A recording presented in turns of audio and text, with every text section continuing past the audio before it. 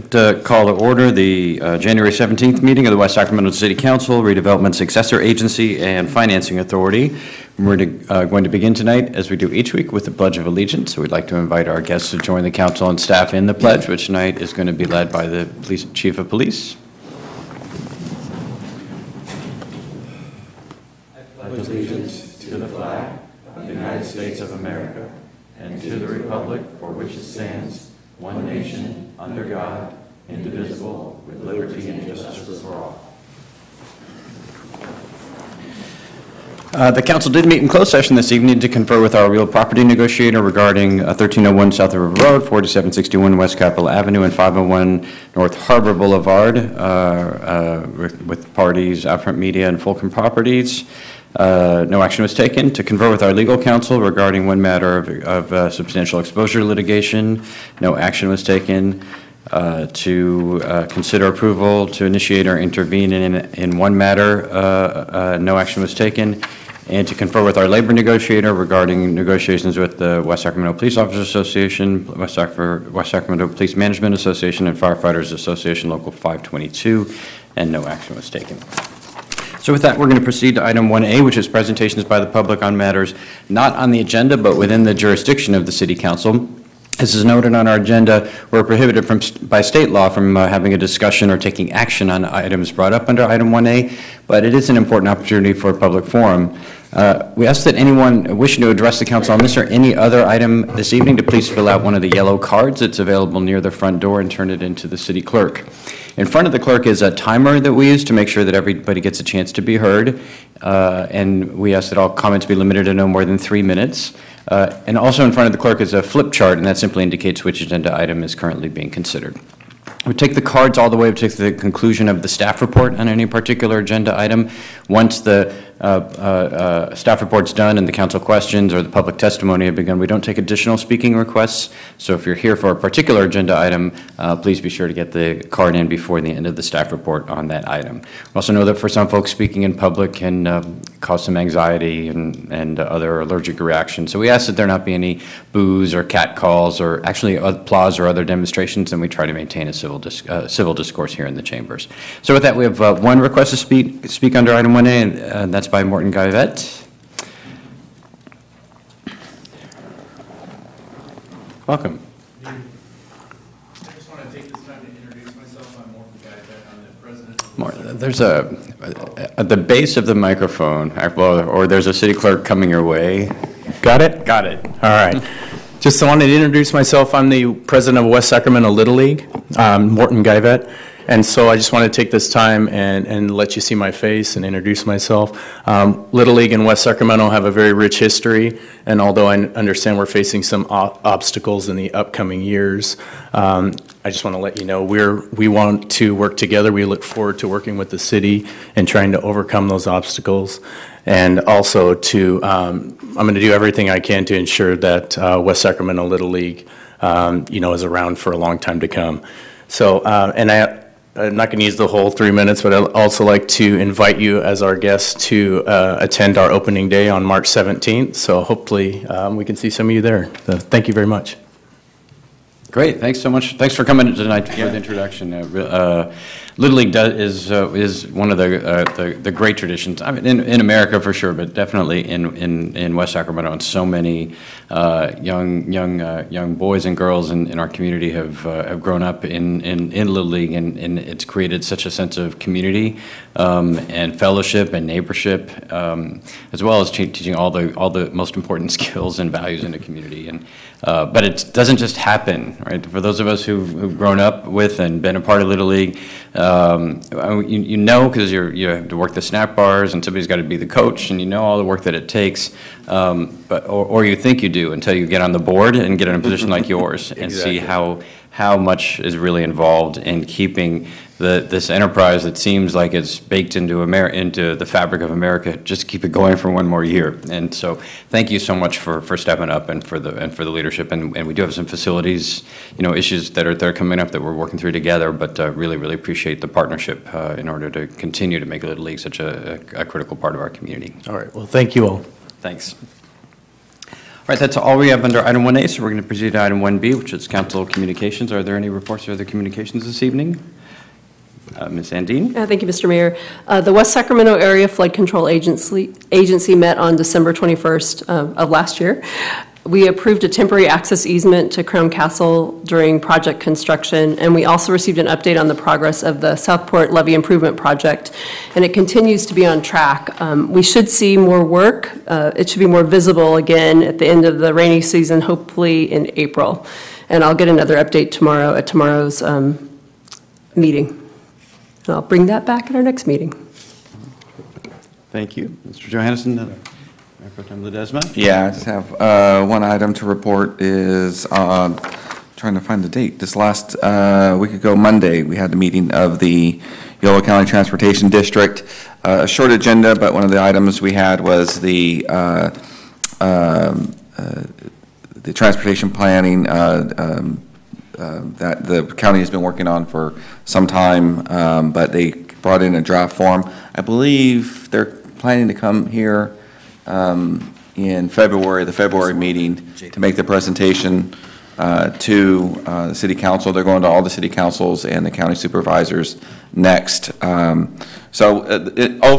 the plan itself was pretty comprehensive and took into account all the cities and the county's projects, looking at them, as you recall, by corridors.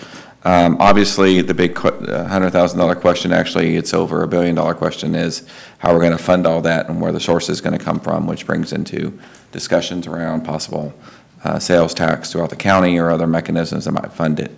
West Sacramento was very well represented in that plan, with over $700 million of projects, net projects that need to be funded. Thanks to our staff for making sure we got all our information into it. But it was, but again, we'll be seeing that, I think in the February meeting is when Terry and Mike are planning to come make the rounds. So we'll be seeing that very soon. That's all I had for today. Thank you. All right, terrific. The Board of SACOG is meeting tomorrow. The new chair of the SACOG, who's a council member, Chenier from Sacramento, has asked me to chair the Transportation Committee for SACOG. Again, which I thought I had just done a year ago, but apparently it's been six years since I've been the chair of that committee. This is the year that we're taking up the restart of the new Metropolitan Transportation Plan, and so the $700 million in projects that you just described are going to be a key priority for making sure we get the appropriate transportation support in the next MTP and SCS. So I'm excited about it. All right, so for the Riverfront Joint Powers Authority, to which we appointed last year, myself and Mayor Pro Tem Ledesma as the city's two representatives, has a provision in its agreement for two alternate board members, and so I'm appointing tonight Councilmember Sandine as the first alternate, and Councilmember Johannesson as the second alternate to the board of the Riverfront JPA, which manages the streetcar project and among other future projects. So without objection, that will be the order. Under 1C, appointments to other boards and commissions, we have none of those this evening. So we'll proceed to the consent agenda,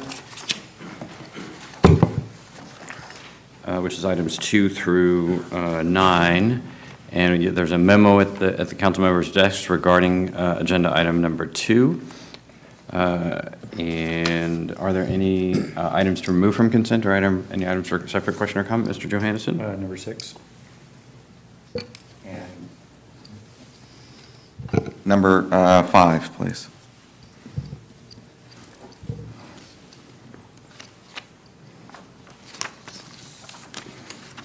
Okay, and I have 7 is one. Okay. All right. Item 5 is consideration of approval of a concessionaire agreement with Clutterwald USA LLC for development and use of the Heritage Oaks Park property. Mayor Pro Tem Ledesma. Thank you. Hey, Tracy. I know my questions are sorry.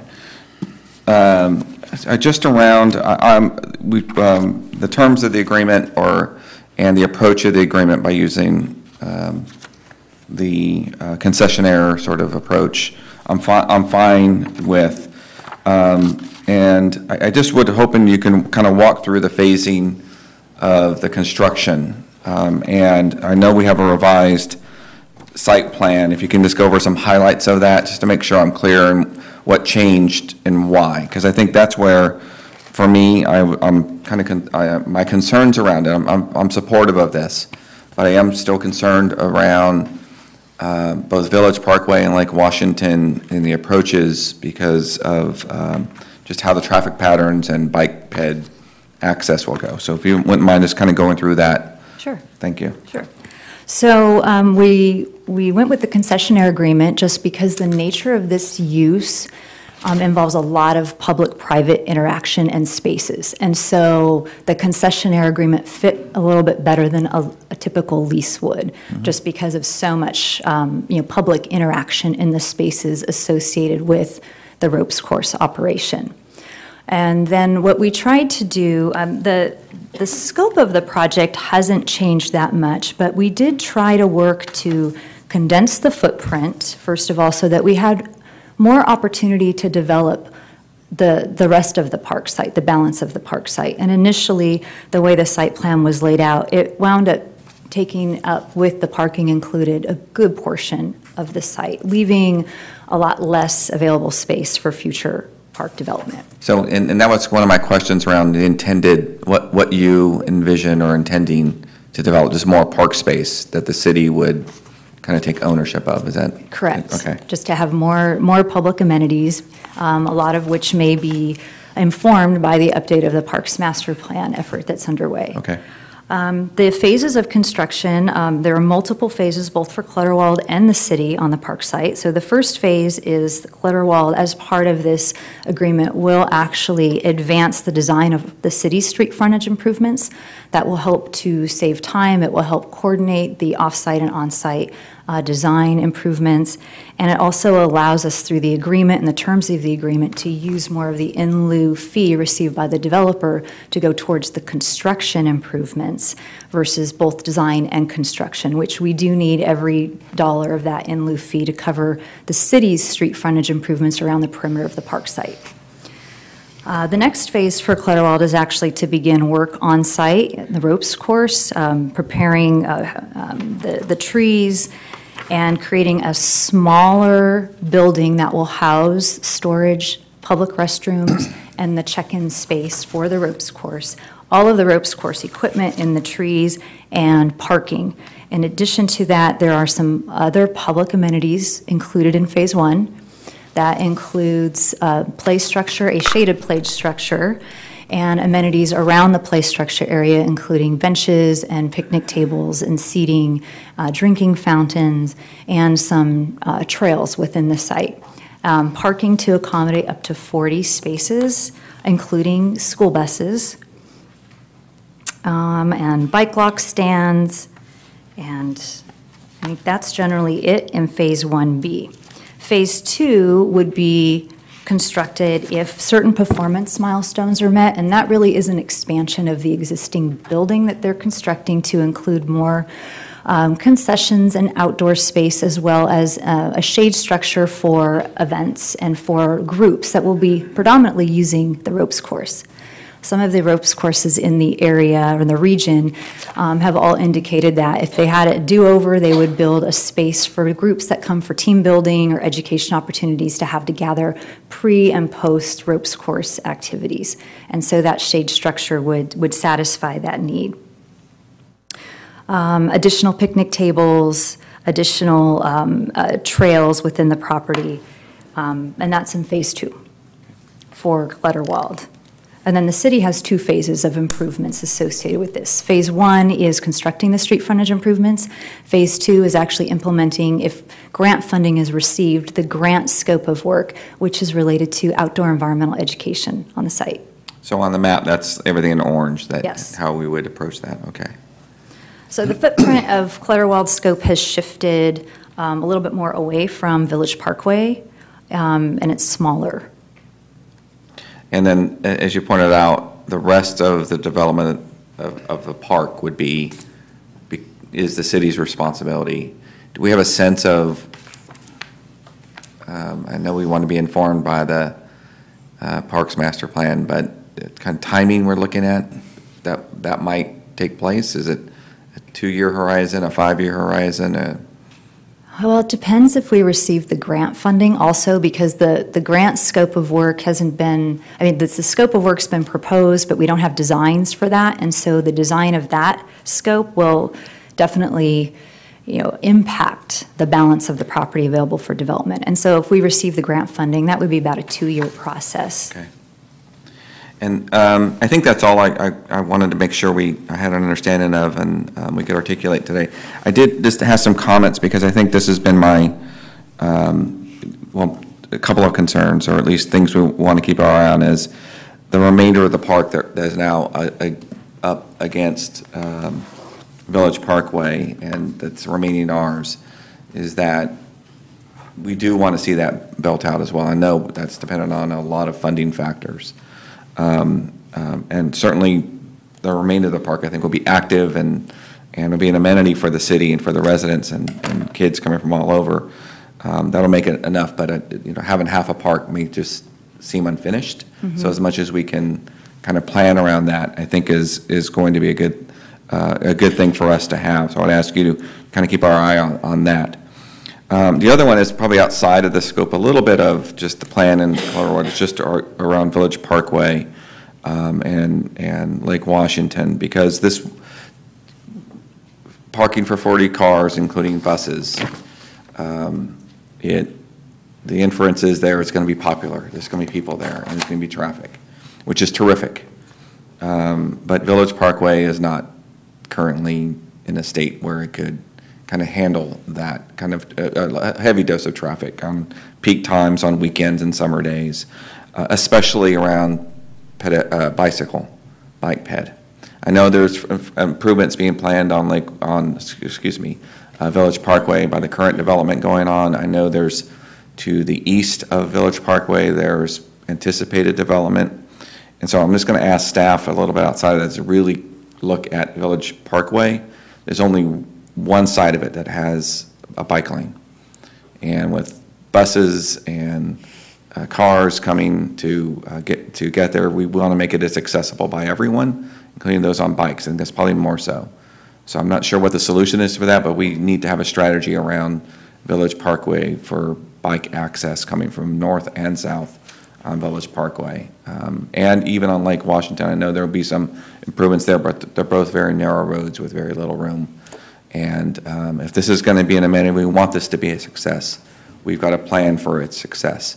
Not have, I know we're kind of pushing peas around the plate to make sure that the construction of the park and it gets used, but we've got to keep our eye on those things too, or else we're going to get stuck with a place that's very hard to access for the very people who want to use it, which are families and folks riding in from out of town, taking advantage of our new trail network, stopping there to have a picnic or seeing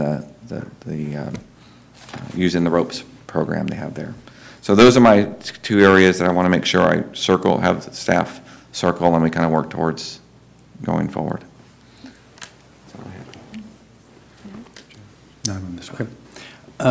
So the $2 park use fee, that's not the ropes course, is it? It's part of the cost that people will pay to use the ropes course. So they'll pay a fee to use the ropes course, and there will be a $2 fee added onto that. So I think they would actually see that on their.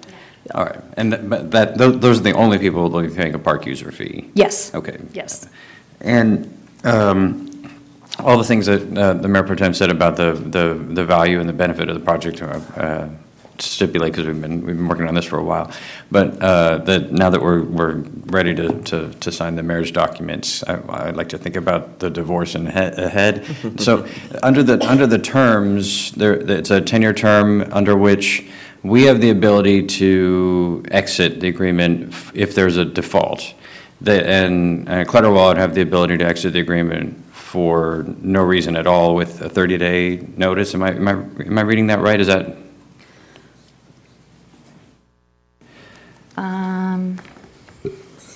I believe that's correct. Yeah, is that? think that's right. So then what happened at that, if Clutterwald were to, so I have questions on both sides. So if Clutterwald were to leave with 30 days notice unexpected, what happens with the facilities, the assets and that sort of thing on the site? They would, all the ropes course equipment they would take with them.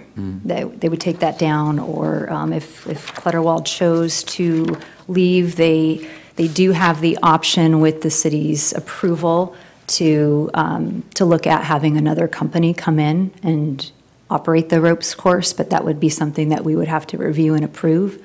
So they could take the ropes course equipment down, and then with the other improvements, they would either stay, all of the other public improvements, the play structure, the shaded structure, all of those items deemed public will remain.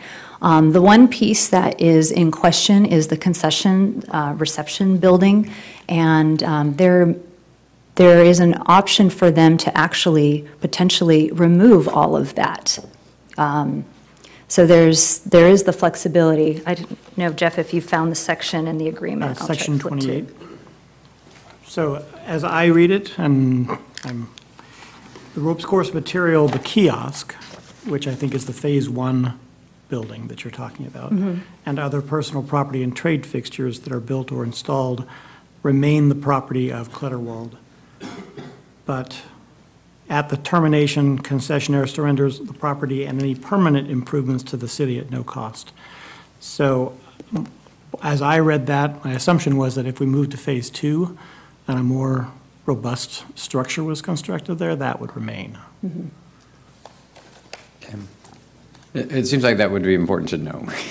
I mean, the concern I have about the 30-day provision is if it's a successful venture, then the opportunities for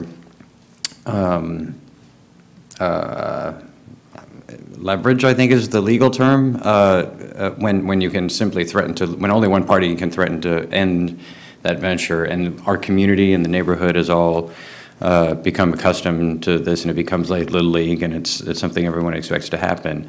In the same way that those cities that host sports franchises, just cannot imagine losing their franchise. It's an awfully low bar for an exit in terms of simply being able to end something that is being baked into the DNA of the public infrastructure. It's not just that we are permitting some use to occur. It is we are designing an entire park around this use. That could be cured if there were other operators in this space that we could imagine taking it over. So if it's a successful enterprise and they're simply threatening, we want the city to do this for us, or pay us to do this, or stop charging us for water, or whatever, and we could say, no, thank you. You can leave if you want to, and we will put it out to bid. And there's a market out there for folks to operate ropes courses. But if there isn't, it creates a very, very asymmetric, unbalanced contractual relationship, which does not put us in a good position to defend our community's financial interests going forward. So that was part of the question. Then the flip side of it is, in terms of our ability to exit, if we can only exit in the event of a default, are there provisions in here? As we've never done this before, we don't know what this is like in this particular kind of a location. For example, all of the issues that the Mayor Pro Tem either outlined or hinted at. If we discover that that there are serious traffic issues. Do we have the provisions in the agreement that will allow us to force a cure of them in some ways, or force Clutterwald to be a partner with us in curing them together? And if not, are we stuck in? I mean, do we have no ability to reverse an arrangement that is having unintended negative consequences in the community on a going forward basis?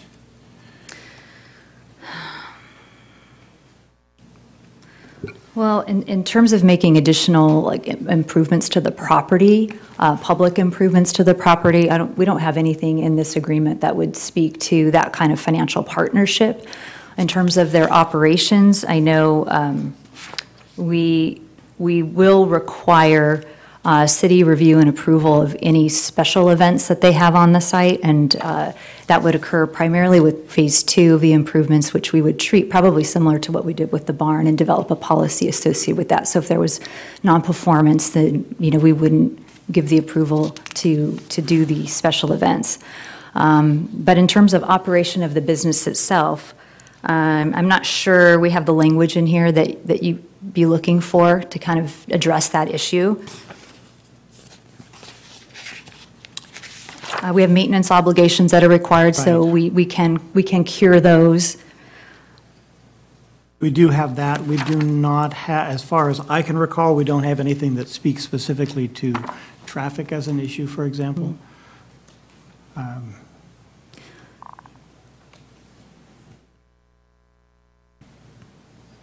Yeah, we would have to go back and make some adjustments to the agreement to consider those items.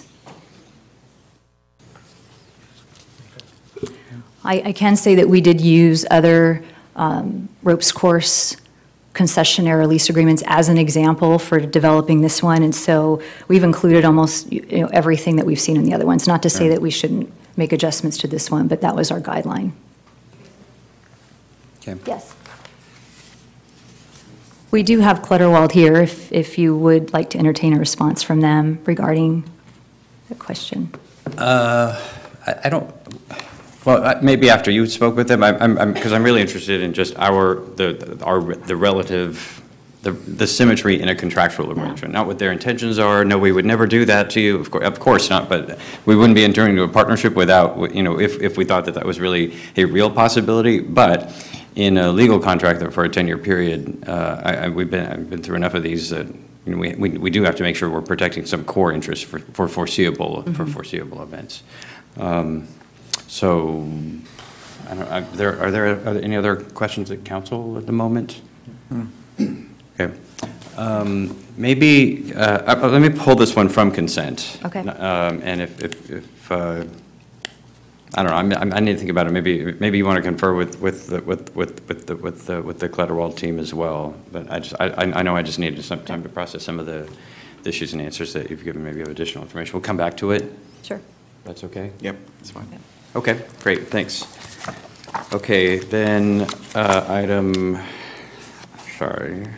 next item is item 6, which is consideration and award of contract to Nomad Transit LLC, a wholly owned subsidiary of, how do we determine this is pronounced, VIA?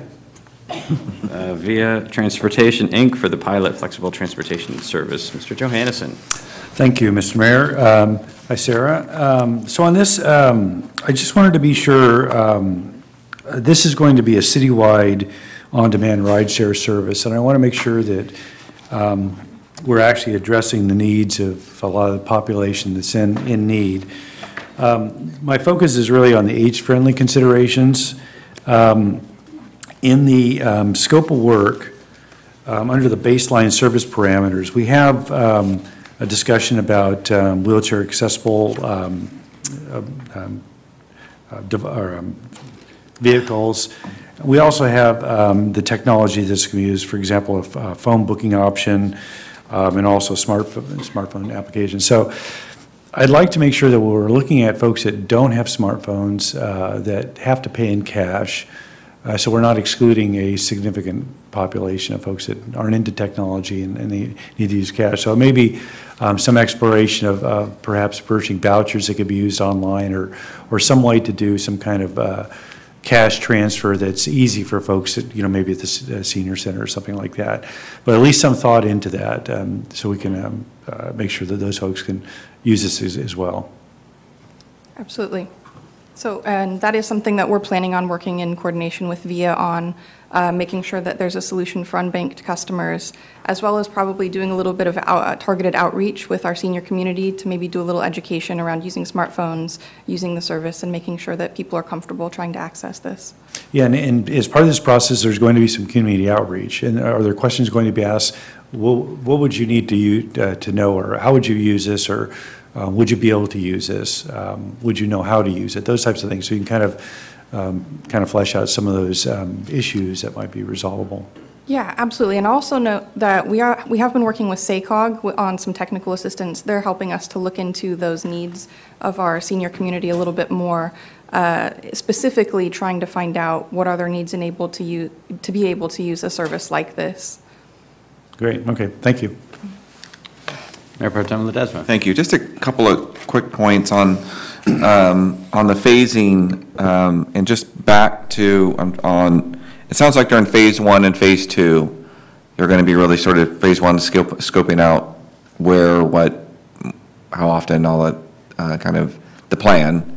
And then phase 2 is to deploy it and make adjustments. And I'm just, during that time period, I'm assuming you'll be working with VIA as well as with real data. So it's driven by what we're seeing in the data. Is with the team at UC Berkeley helping to derive those, kind of what we're getting, or is it just sort of, I'm just trying to get a sense.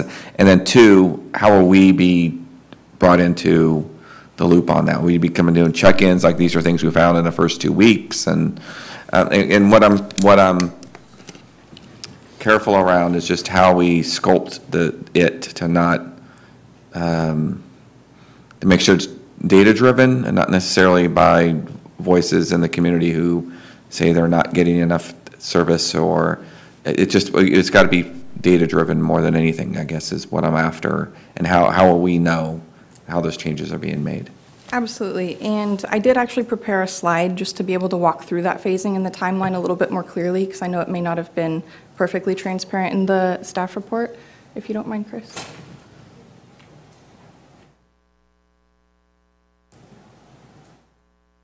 If you could advance to the next slide, please. So just sort of broadly, one of the key things about this pilot is that it's going to be data-driven. It's responding to demand. That's part of the whole concept. And so, as you mentioned, this is broken out by phases. And the first real phase of this is going to be taking a deeper dive into those baseline service parameters that we've already kind of discussed with council late last year, and are included in the scope of work. And we'll come back during that initial service design, planning, and preparation stage. That's also the time where VIA will be getting on the ground and really starting to prepare to be able to even launch an initial service by hiring drivers, by getting the vehicles delivered, getting them branded. And so the timeline I have shown here, I'm highlighting in yellow where we will be coming back to council to give you updates on where we're at with the process, as well as solicit your input on some of those key points. So during that initial, or the preliminary service design, planning, and preparation period, we'll come back towards the end of that in advance of the initial launch. One, to get your feedback on the actual design of the branding for the vehicles, as well as to gut check those final service parameters that we're going to deploy with, as well as some of the quality of service standards. For example, how far do we find it to be acceptable for someone to have to walk to a virtual stop? After we do the initial launch, then we will operate for between 4 and 8 weeks, aiming for 4, but giving some flexibility to that process. And during that time, VIA will be basically calibrating the service. So they'll start out just in some key zones. They'll start to identify some of the core ridership demographics. They'll start to analyze some of the demand in the area. And they'll start to give us some data and some recommendations around what they think are going to be those optimal fares, and some of the other key service parameters to go into a full launch. And then once we do get to the full launch, we are going to be set up to have quarterly performance reports throughout the remaining time of the pilot. And we will be coming back not after the first quarterly report, but after the second one, so roughly 6 months into the pilot, and that's inclusive of that initial launch period. And at that time, UC Berkeley will not have been involved. The quarterly performance reports will be using metrics and a dashboard developed by VIA. So that'll be just giving us kind of basic information on ridership trends, on the quality of service, those types of things. And by the third quarterly performance report, we'll be coming back.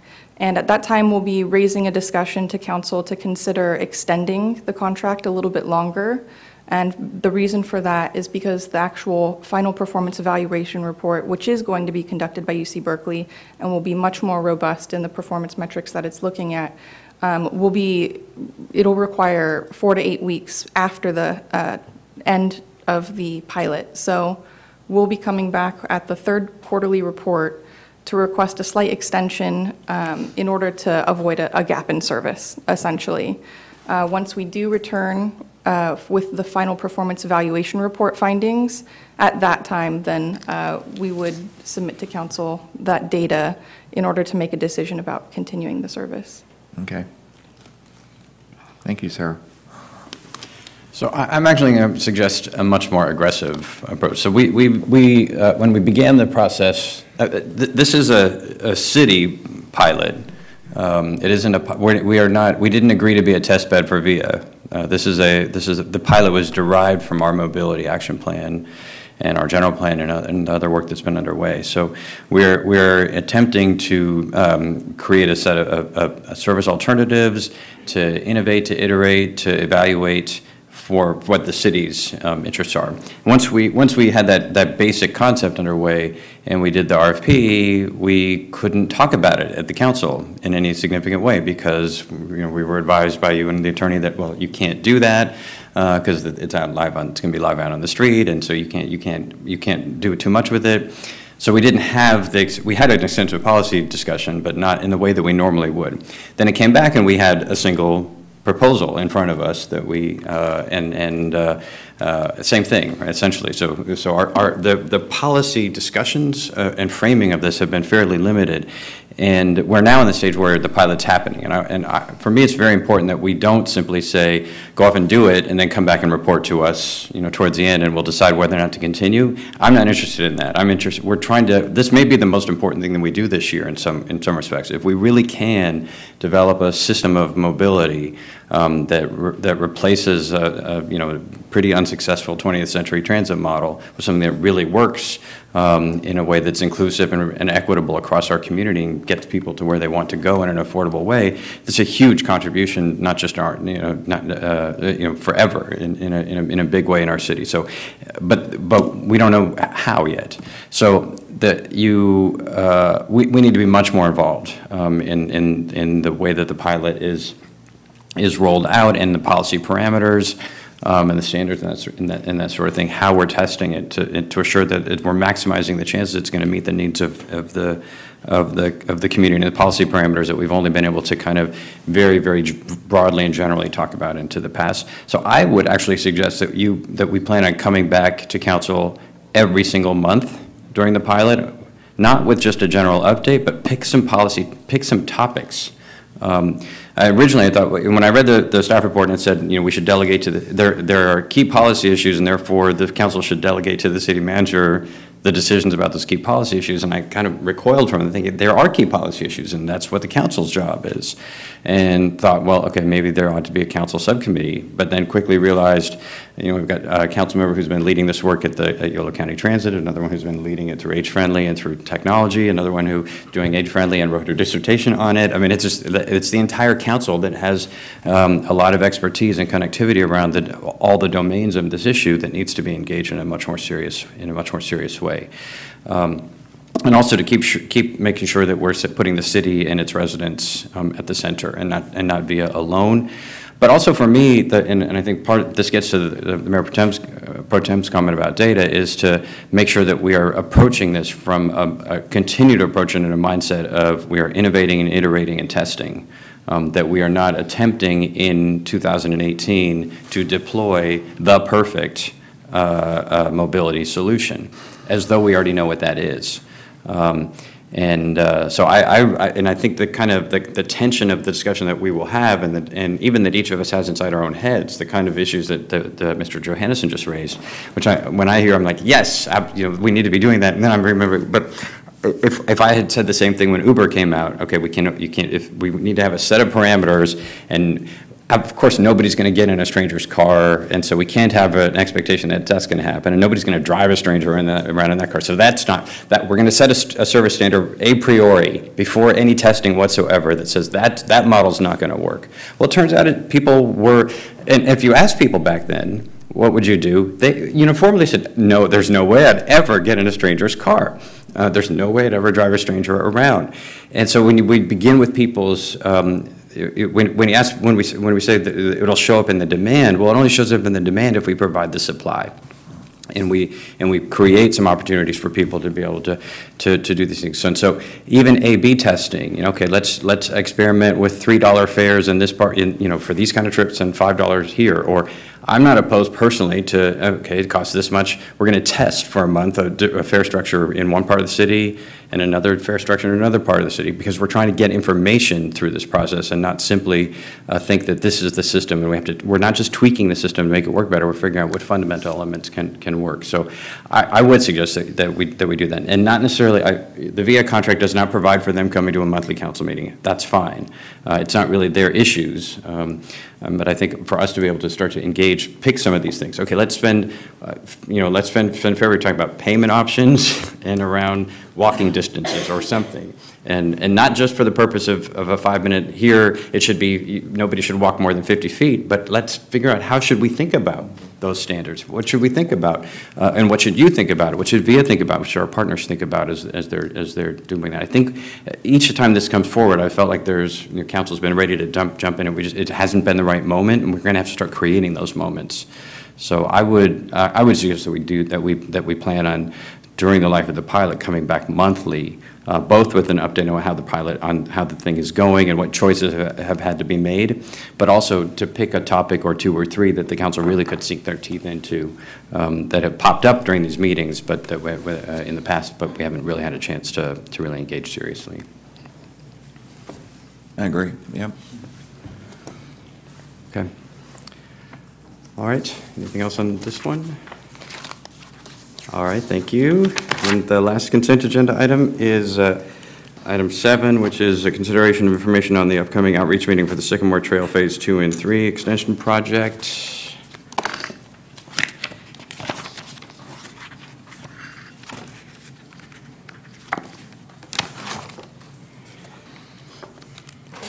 Hi. The outreach process are already underway. I appreciate you bringing it to us, kind of to clue us in terms of the materials that are going on and all of that. And I think it's really important that we engage folks in the process. I think equally, the history of this project extends even a decade back from 2013. One of the things I think I've learned, at least from the civic engagement research, is that being very clear about the history, which I think you start to do in the documents that we put out, but all the decisions that have already been made along the way, all the money that has been spent, helps people as they come into a workshop understand that they are not entering. It's not a blank slate. No matter how many Post-it notes and blank pieces of paper you put on the wall, it's not really a blank slate. So partly it's being honest with folks to come to a workshop. It's not really, we're not having the workshop to decide, should there be a Sycamore, would a Sycamore Trail, would that be a good idea or not? That's not what the point of the workshop is, that these decisions have been made over a series of years, and this plan and that plan and this plan and that plan. Now we've because of that vision, we've been given this grant money to be able to accomplish it. But then second, also to conceive of the stakeholders differently than we have in these documents, where we've said the stakeholders essentially are those folks who live around the trail. And in this particular case, more than most, that's way too narrow of a sense of who the stakeholders are. So it's totally fine to reach out specifically to homeowners and others that are around the trail. But I think it's equally important in the materials and in the outreach and in the sessions themselves to remind folks that the stakeholders in this project are the school children that are going to be traveling, walking to Westmore Oaks Elementary from the Westfield neighborhood or vice versa. There are folks heading over to Bike Dog from other parts of the city. This is a citywide facility, and so that the stakeholders extend way beyond just those who live immediately adjacent to it. Just like the stakeholders of the barn are citywide, and not simply the folks who live in the neighborhood, or the stakeholders of the rope course, are not just the folks in the immediate subdivision. So this is good stuff. Appreciate that you're doing it and that you shared it with us. But just this I think has the potential to be a really important project. But the extent to which we can help folks entering the engagement process to get a sense of the context and the broader vision, I think it's more likely to produce successful results for everyone. So thank you. First one's tomorrow. The first one's tomorrow, so good luck. Thank you. Okay, anything else on the consent agenda? Thank you. Thank you. Seeing none, is there a motion on the consent agenda with those directions and with the modifications to item 2 that the city manager has provided us? And you have pulled item 5 And off. having pulled item 5? I'll second. Okay, it's been moved by Mr. Johansson and seconded by Mayor Pro Tem Ledesma. Seeing no further discussion, all those in favor, please say aye. Aye. Aye. Any opposed? Hearing none, that motion carries. Tracy, do you have any? Okay, so let's return to item 5, which is the Thank you, ropes Mayor, course. members of the council. So we huddled outside, and we think that we can make adjustments to the agreement to address some of the concerns raised. 2 options. One would be to just continue the item. We can come back to you at a later date with modifications. The other would be to approve the agreement subject to modifications that I'm hoping our city attorney might be able to summarize. I can give you a very quick and see if we're on the right track at least. So one of the issues, Mr. Mayor, that you mentioned, or that was raised, was the safety concerns. I think Vice Mayor Ledesma mentioned as well. Section 15 of the agreement describes an operations plan, operations and maintenance plan. What we could do is require a minimal annual review of the operations and maintenance plan. It would typically be at a staff level, but, or it could be, at least annually or upon request by either party to ensure safe operations of the park. So that would be one way to address issues that come up after we've approved the initial operations plan, but that came to light only after traffic started growing, for example. The other issue that was mentioned was the termination period. Of course, to try to be fair, Clutterwall will have been investing a significant amount of money in their side of the operations, which is probably the genesis of a little bit of an uneven termination provision, but we could extend the time. So right now they give a 30-day notice. We could extend that to, say, a 90-day notice. We could also add language that would, at the city's option, allow the city at termination to acquire at fair market value the materials that are there, the ropes course materials and anything else, if the city made a decision that they wanted to continue to try to operate that, either with a different concessionaire or by the city itself. Okay. I think that works. All right. Yeah. That works for me, and I'd be comfortable proceeding this evening with the substantially in that form. So if we authorize, if the council's action is to authorize the mayor to execute it substantially as to form with the changes that I've just described. I'll move that recommended action with the attorney's, city attorney's suggestions. I'll second that. All right, it's been moved by Mayor Pro Tem Ledesma and seconded by Councilmember Sandin. Any further discussion? Seeing none, all those in favor, please say aye. Aye. Aye. Any opposed? Hearing none, the motion carries. Thank you. All right, I guess we're getting married. Good stuff. All right. Yes, good stuff. Item 10 is continued public hearing and consideration of Resolution 18-4, approving the issuance of charter school revenue bonds by the California Municipal Finance Authority in the amount of $18 million to be used by California charter schools. Mr. Blumberg. So the Tax Equity and Fiscal Reform Act requires that the City Council take 2 actions if there's going to be an issuance of private activity bonds within the city. One is that you hold a TEFRA public hearing to hear comments for or against the proposed use of the bond funds. And then number 2, it requires that you approve certain findings that are included as part of Resolution 18-4. I don't have a presentation, but we can move to any questions you have about the report. So what is the purpose of the city's review of this then, if we don't have, I mean, what is the federal government or getting out of the fact that we have taken this action? So the city has worked with this financing authority in the past as it related to affordable housing projects. And in this case, you have an educational facility. And I believe TEFRA's intent is to make sure that there are findings of community benefit where you're going to have the use of tax-exempt bond funds, and that it wouldn't be used for some activity that had, strictly a private purpose.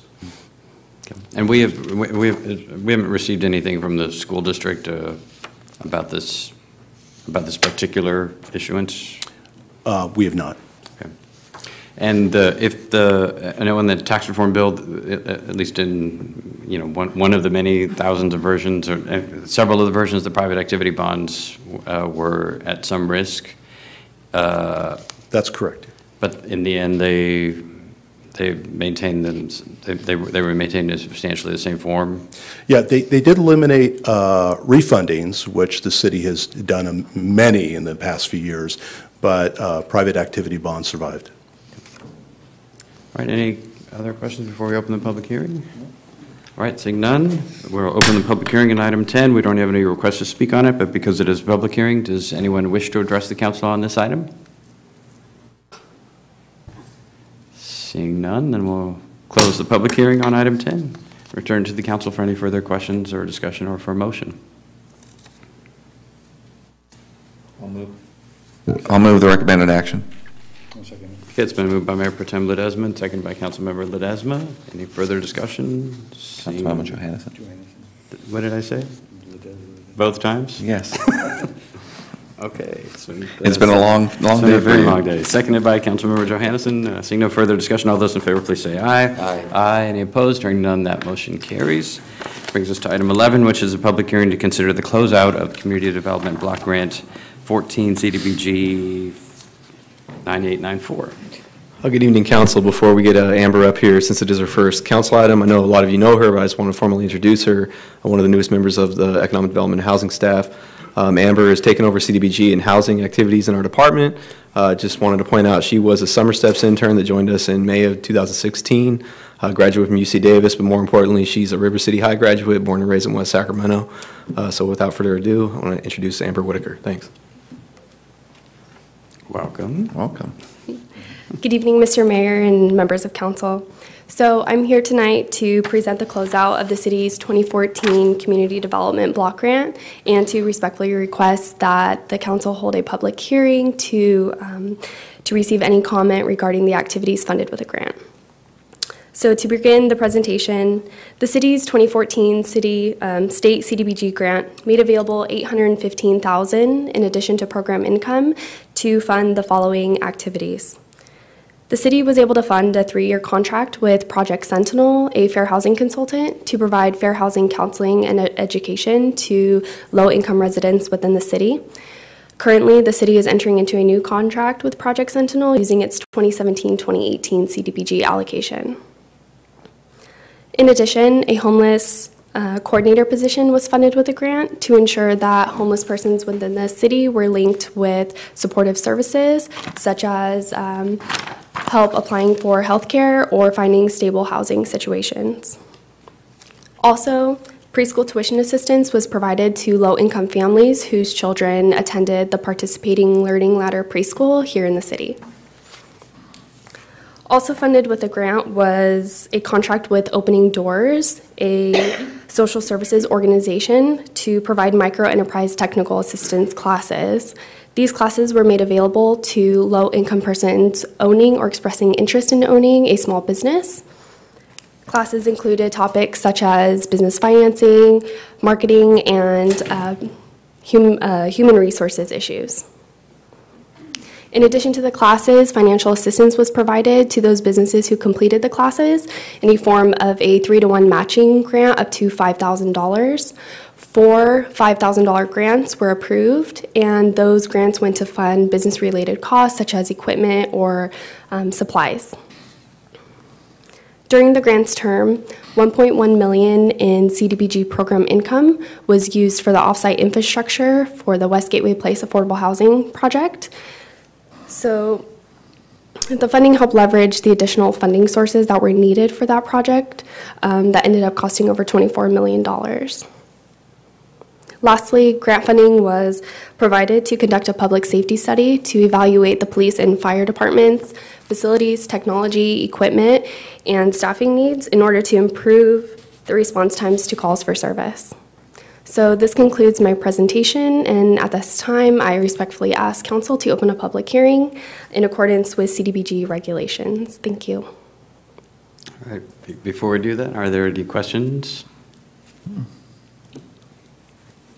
Thank you. All right, thanks. All right, then we'll open the public hearing on item 11. Again, we have no request to speak, but it's a public hearing, so does anyone wish to address the council on item 11? Seeing none, we'll close the public hearing and return to council. Actually, I had a question on the micro enterprise technical assistance piece. What's the of the 81 prospective businesses and 29 existing business owners, 35% of which were extremely low income? What's the do you know what the conversion rate is of the 81 prospective businesses into enterprises of micro or otherwise? Of the ones that became actual businesses? Yeah. No, I do not at this time. Yeah, I'd be. I mean, this approach, I think, is got a lot of promise.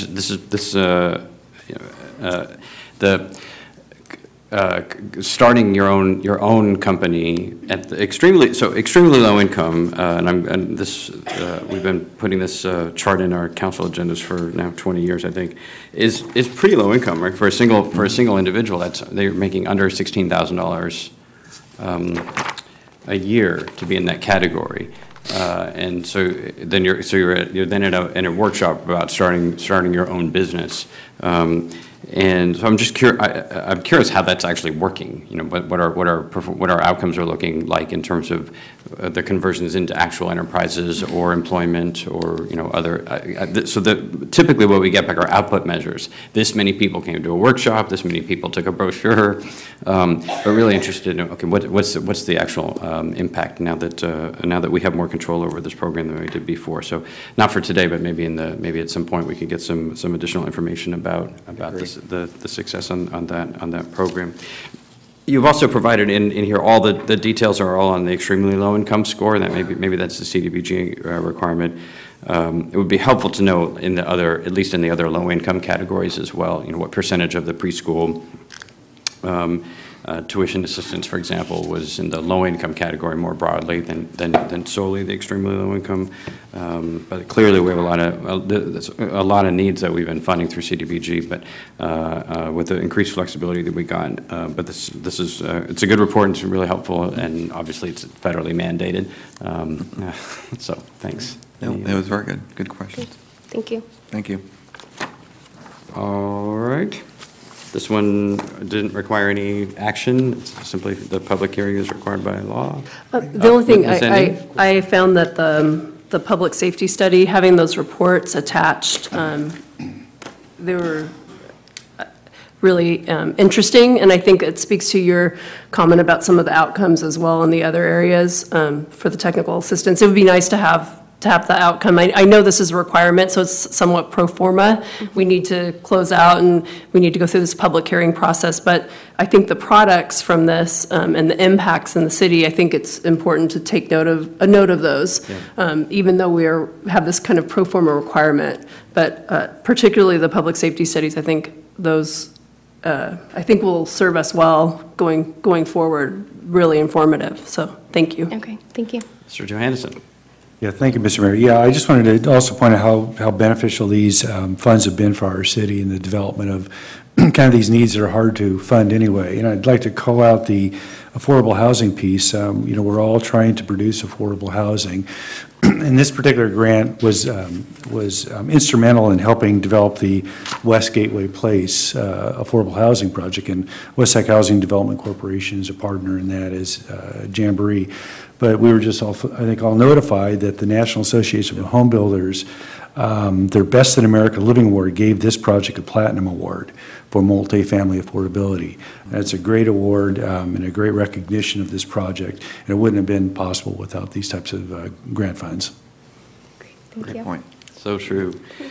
even at looking at these elements, you're like, oh, we should be doing 10 times as much on each of these pieces.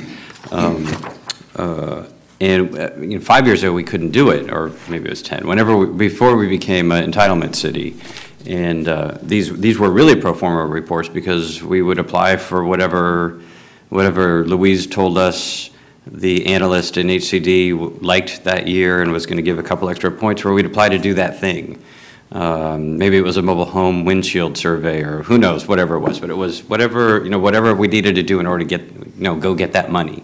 And it would be something that would be useful, but it wasn't always necessarily what would be the highest priority or the biggest bang for the buck in the city. But now that we're an entitlement city, we have to make those choices ourselves. And so that's part of the reason I'm asking about microenterprise technical assistance, and I just don't know it as well. I do know how much need we have on the affordable housing construction side. I do know how much need we have on the homeless coordination and outreach side of the equation, and of course, and obviously on the public safety side, as Councilmember Sandin has said. And so we will need to know more about the actual outcomes in each of these elements than we ever did before, because we are the ones that have to decide as a community, okay, we only have this much money, where are we going to deploy those precious resources, and they have to have real impact for real people in our community in a transformative way. So.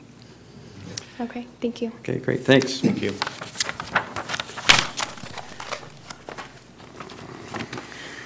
That brings us into item 12, which is consideration of Resolution 18-6 for exemption to the 180-day wait period for hiring a retiree as a temporary extra help employee. And as Ms. Lee comes up here, sorry, I was going to give a little introduction. She's our new Human Resources Manager. She has over 17 years of human resources experience, most recently with the Sacramento library system. She was a Summer Steps intern here in the year 2000. Absolutely. So she looks great, right, for her age. Given this is her first item, I just wanted to give a little introduction of her. So Leanne Lee, our new Human Resources Manager. Welcome. Mr. Mayor, council members, nice to meet you. We're asking for approval for exemption of the 180-day waiting period imposed by CalPERS to hire a retired annuitant to rehire them into an extra help position. CalPERS requires the governing board to adopt a resolution to waive the 180-day separation period. All right, any questions or discussion? Is there a motion? I'll second. By Mr. Johannesson and seconded by Ms. Sandin. Seeing no further discussion, all those in favor, please say aye. Aye. Any opposed? Hearing none, motion carries. Item is approved. Thank you very much. Thank you. See, the rumors about council hazing are completely wrong. It never happens, only to Denix. Item 13 is an update on Pioneer Bluff and Stone Lock Reuse Master Plan Mobility Network. Ms. Yancey, Mr. McCoy.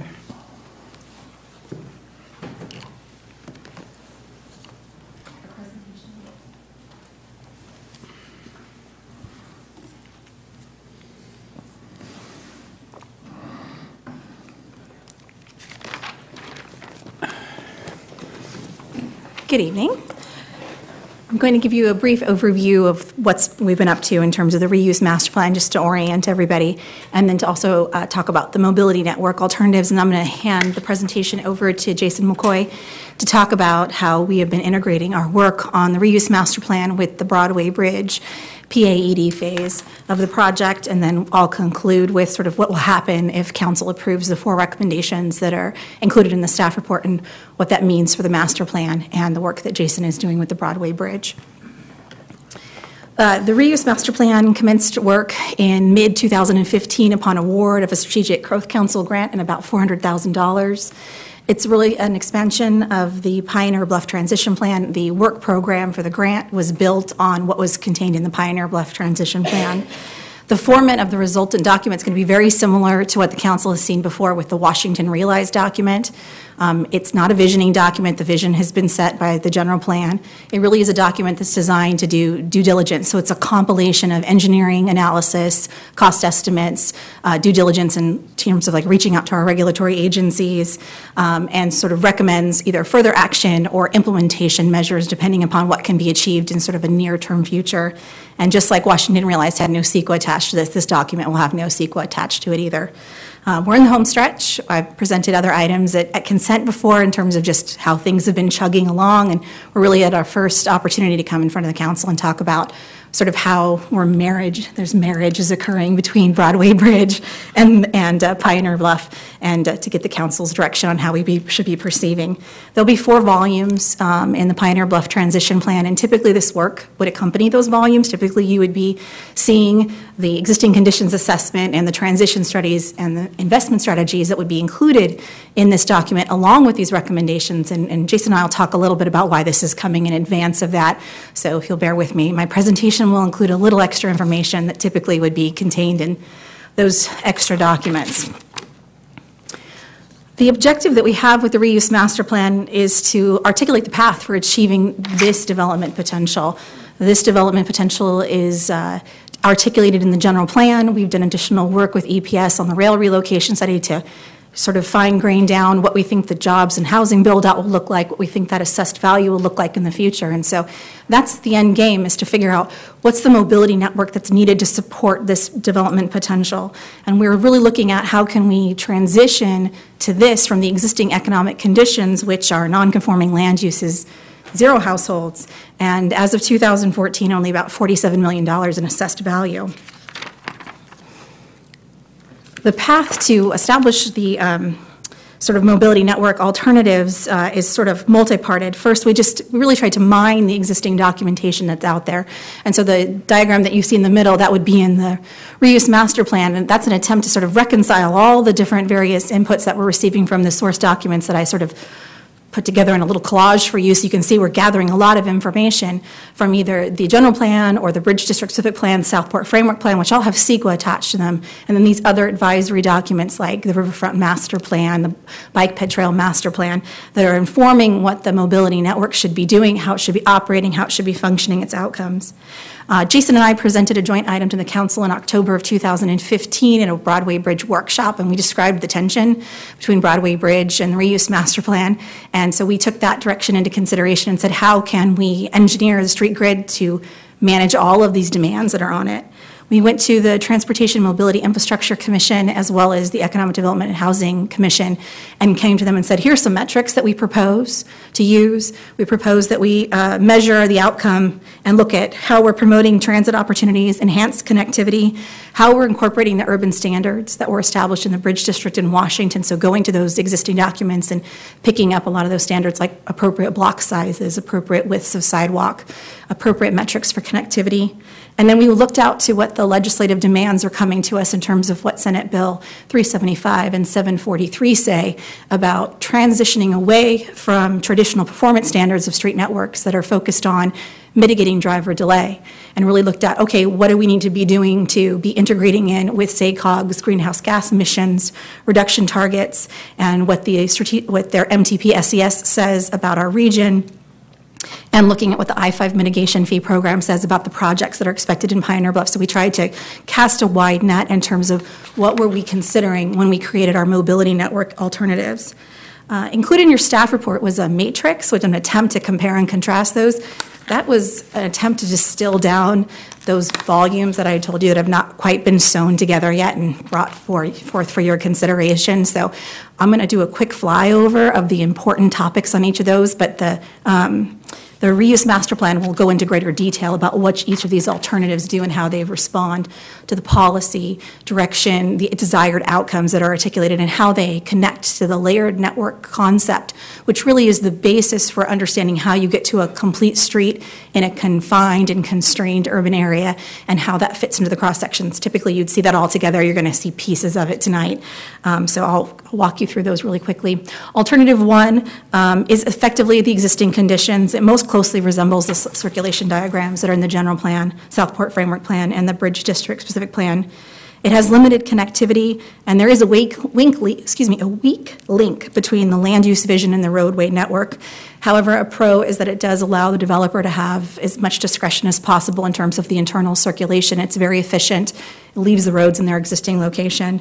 South River Road is, however, upgraded from a collector in the general plan to an arterial. This is in recognition of the traffic demand that the Broadway Bridge has attached to it. We're also assuming that streetcar is not coming any farther south than the Broadway Bridge in this configuration. It has advantages. It allows South River Road to be phased, the improvements for South River Road to be phased because there's no throwaway, and we don't have to particularly wait for deindustrialization to occur to achieve it. However, it's not a complete network. It doesn't really meet that threshold of a complete streets in terms of the layered network. Alternative 2 does a better job of adding additional connectivity. I should note for the council's importance, I know we've had a lot of conversations about Jefferson in terms of how Jefferson operates. This does introduce a new signal. Either at or around Alameda. This is in part due to the Broadway Bridge and increased connectivity demands that are necessitated. It does add a new additional right in, right out, so this assumes rail relocation has occurred. It does also upgrade South River Road to an arterial, and it does keep South River Road in its existing location. So again, the phasing issue is not as much of a problem, and it begins to look more like a complete street. We're also bringing in urban standards like the U streets from the Bridge District, and additional east-west connections that were recommended by the Pioneer Bluff Transition Plan. Alternative 3 is the first time that we really begin to see the beginnings of a grid in Pioneer Bluff. So we're taking some of that discretion away from the developer in order to say, okay, now we're linking the intended land use and the intended operations of the street grid together. So the discretion goes, but that connectivity is enhanced, and we're now sort of defining what the development pattern will be in Pioneer Bluff. We've added an additional right in, right out onto Jefferson. And we're also proposing with this configuration, because it's informing the land use, that streetcar does come across the Mike McGowan Bridge. There are some limitations to this. It would be difficult to phase the improvements. It does require massive deindustrialization to have occurred. However, it is a more traditional complete street network. It also recognizes that Pioneer Bluff and Stone Lock do not have the same general planned land use designation. Pioneer Bluff is more dense. It expects more density, expects more compact development. South of the Deepwater Ship Channel in Stone Lock, there's more flexibility in the general plan designation there. Ranges for anywhere from 12 dwelling units to the acre to 60. So this network is more flexible in terms of that use. It also is a more close interpretation of what's in the Southport Framework Plan. The last alternative is a grid in both locations. It completes that grid connectivity. I should mention that also alternatives 3 and 4 do something that alternatives 1 and 2 do not. There is a conflict between the Bridge District Civic Plan and the 2 of the alignments that are in the Broadway Bridge feasibility study. Alternative 3 and 4 resolve those. Alignments 1 and 2 do not. So it resolves that by creating a new road that would be in the levee setback. So it would put a road on the crown of basically on the crown of the levee or adjacent to the crown of the levee. We have talked to Central Valley Flood Protection Board about the configuration of the theoretical levee prism, and this is theoretically possible, so this is not out of the realm of reasonableness. This also, unlike the previous projects, the previous alternatives that consider rail relocation as an assumed project, this one also assumes that the on-ramp that is on South River Road to Highway 50 has also been removed, as that's a major trip generator, because the road is a collector in this condition. South River Road is a collector, and it could not handle the traffic demand that would have from the bridge and from that on-ramp at the same time. So that is the 4 alternatives that we have prepared in draft form to present for you this evening. As I mentioned earlier, these would typically come with more robust documentation, but we are attempting to quickly marry our schedule with the demands of the Broadway Bridge project. So the layered network that accompanies this would typically be used for the development of the cross sections, and so we would be preparing that material based on this, as well as looking to provide that information to the Broadway Bridge. So I'm going to turn it over to Jason, and he'll talk a little bit about our coordination efforts. Thank you, Katie. Mr. Mayor, members of council, Katie is correct. Our initial engagement back in 2015 has led to the marriage that we now have between the Broadway Bridge and the Pioneer Bluff. The number one thing that I'm looking to accomplish in managing the Broadway Bridge is to continue on with our data collection and analysis that we're currently in. The project itself has a life for the PAED, that's the project of approvals and environmental documentation phase, all the way through 2020. So we're still at a very early part of this project, looking at the various alignments that were brought to you in the feasibility study.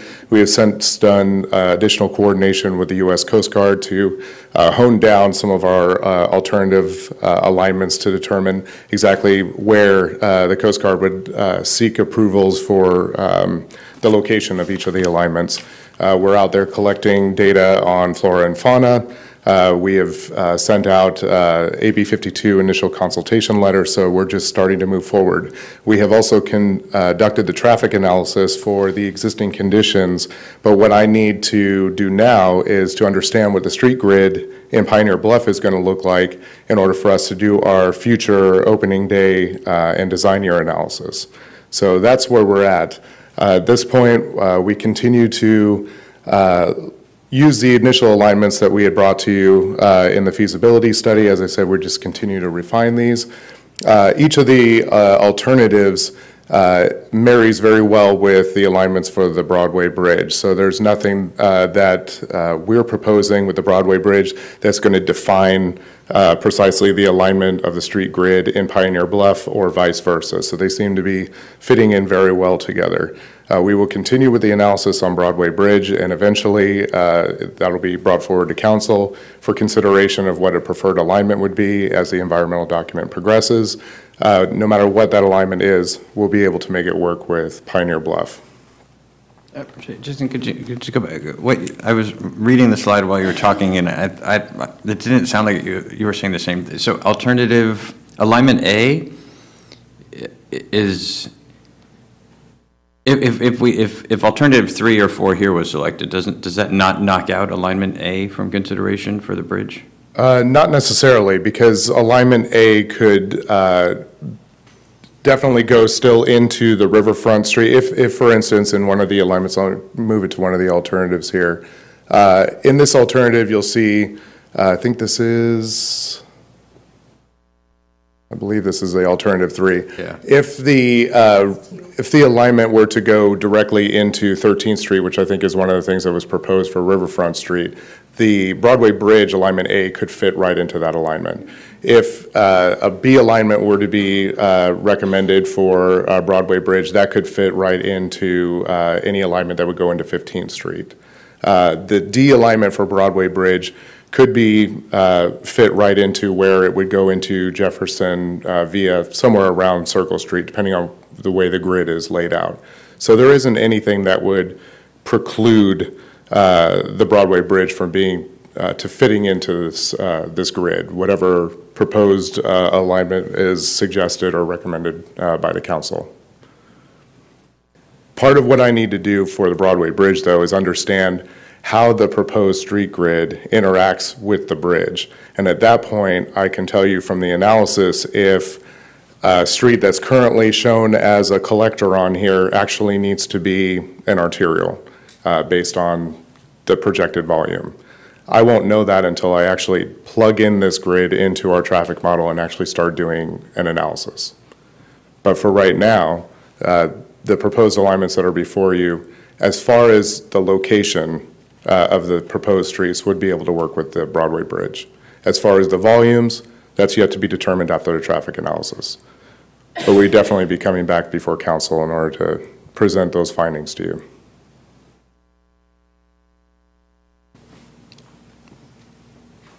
Okay. Any questions? Yeah. I'm available if you No, have. I'm just, my 2 senses are still confused between the 2 of them, because the slide said something, it seemed to say something different than that, which was that 3 and 4 could accommodate all alignments of the bridge, but 1 and 2 could not. And then you just said any alignment and any alternative could all work together. So that's what I'm trying to reconcile the differences between those 2. So as far as the bridge is concerned, I'm able to make things work where they need to work. So along with what's happening in the cross sections that are shown here for the various streets or for the grid layout, Once an analysis is done, I can tell you whether or not something is going to work. So, I mean, maybe Katie can come up here and clarify a little bit more on that.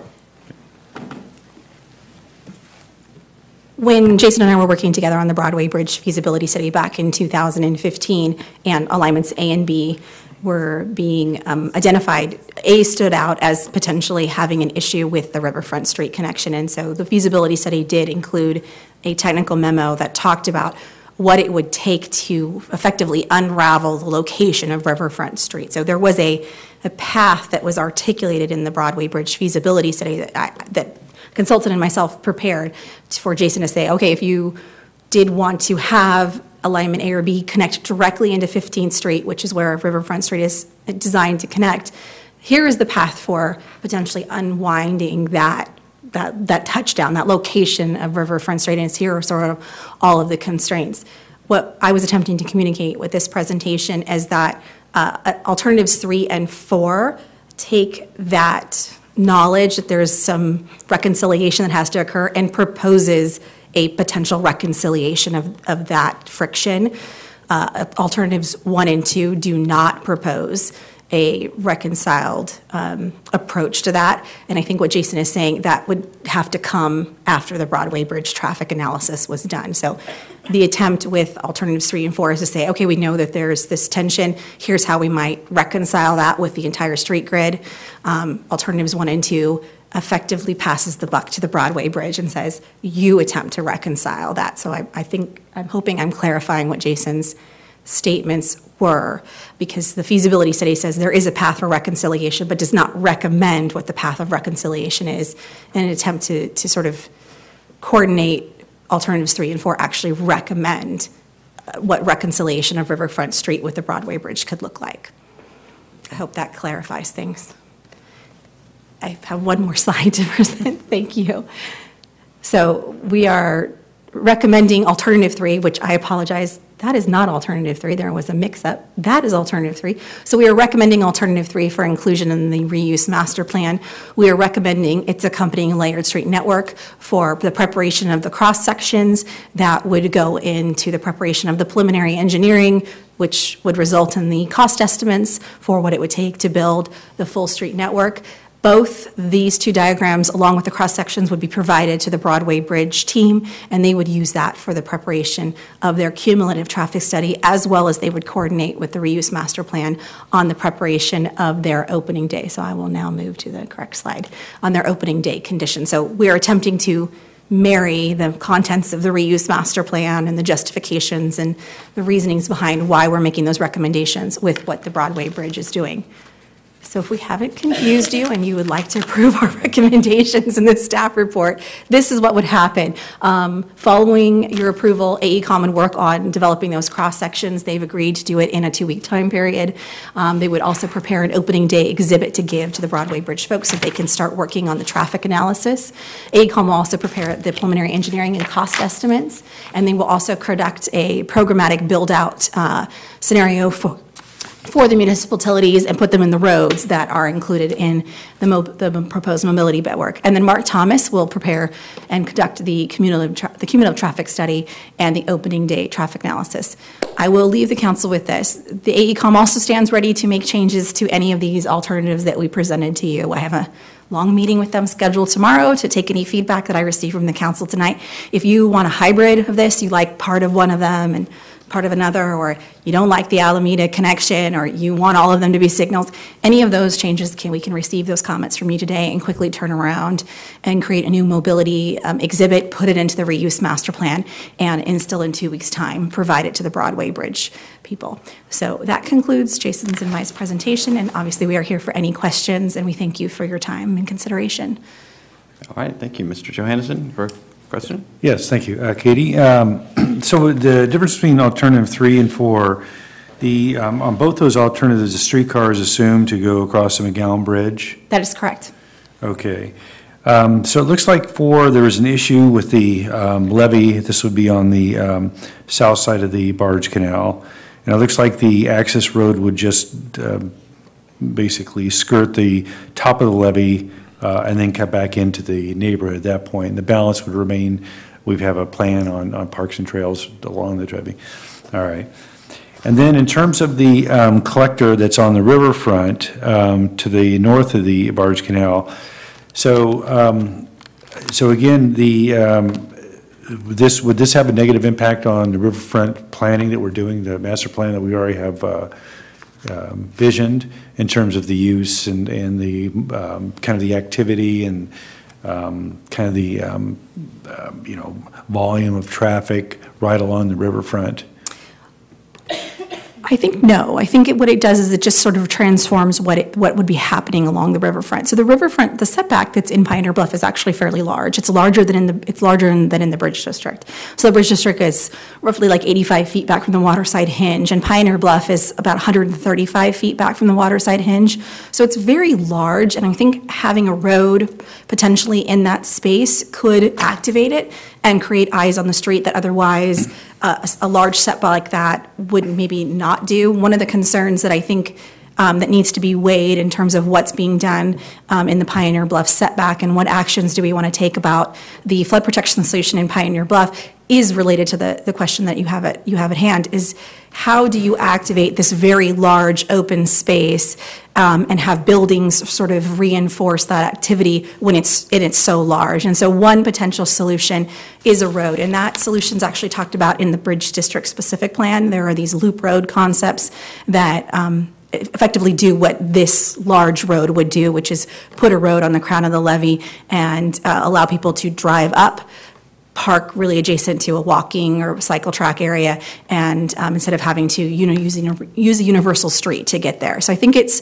balancing those things. I don't think it deters or detracts. I think it just informs maybe a different condition that still achieves the same outcomes. Right. So so what you're looking for then is these options 3 and 4, alternatives 3 and 4. Those aren't. You're looking for even a mixed match between those two, like concepts that are good in one that may be useful in another, and so kind of a hybrid. That would be welcomed if the council did not want to approve the recommendations that are at hand. They did not want to go with alternative 3. We could certainly incorporate elements. I think the challenge is that if you were going to add another road, say to 3, then I think you make the development blocks on between South River Road and that riverfront road maybe potentially too small. So we did try to look at with each of these alternatives like appropriate block sizes. So that would be a concern that I would immediately have on if we were trying to, say, pick up that riverfront street that's in 4 and put it into 3. I would say then I would just go with the network that's in 4 in terms of the fact that those block sizes have been at least somewhat configured for maximum development potential. Okay, and then last question, have you reached out to the property owners on these? Yes, I had a meeting with the Pioneer Bluff property owners, and some of these reconciliation issues about Riverfront Street, we've heard from the Bridge District property owners before, so we've done our outreach with them, and they have no objection to the approaches that we're taking. Okay, all right, thank you. Mayor Pro Tem Ledesma. Thank you. Just on the concept of between 3 and 4, because I really am just sort of understanding now.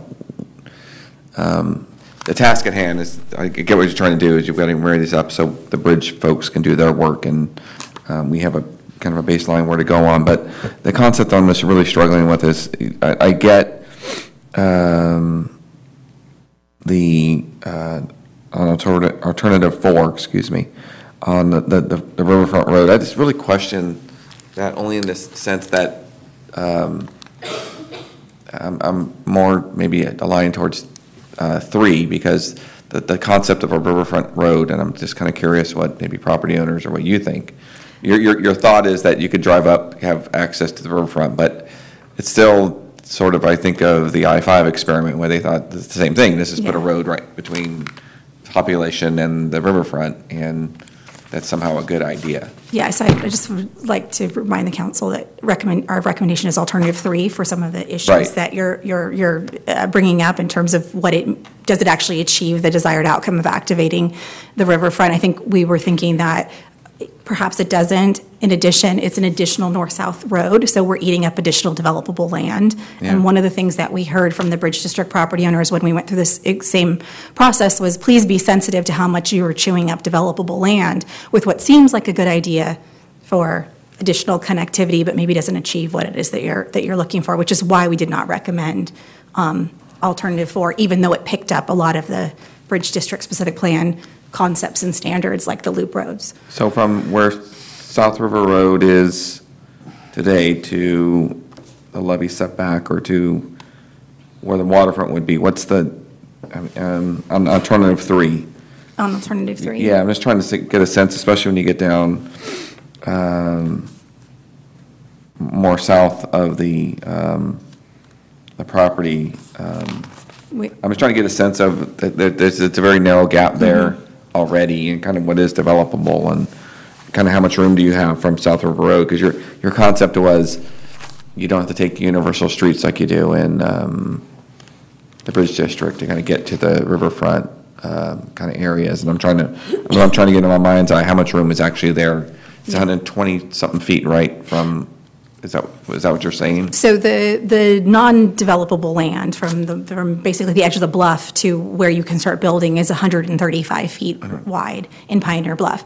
The distance from the road that is the Riverfront Road or South River Road in alternative 3 to that is it ranges. It's about 180 feet to about 225 feet. So that would be the development size. So Universal Street would be effectively that deep. That's actually shallower than the ones that are in the Bridge District. Okay. And then on alternative 3,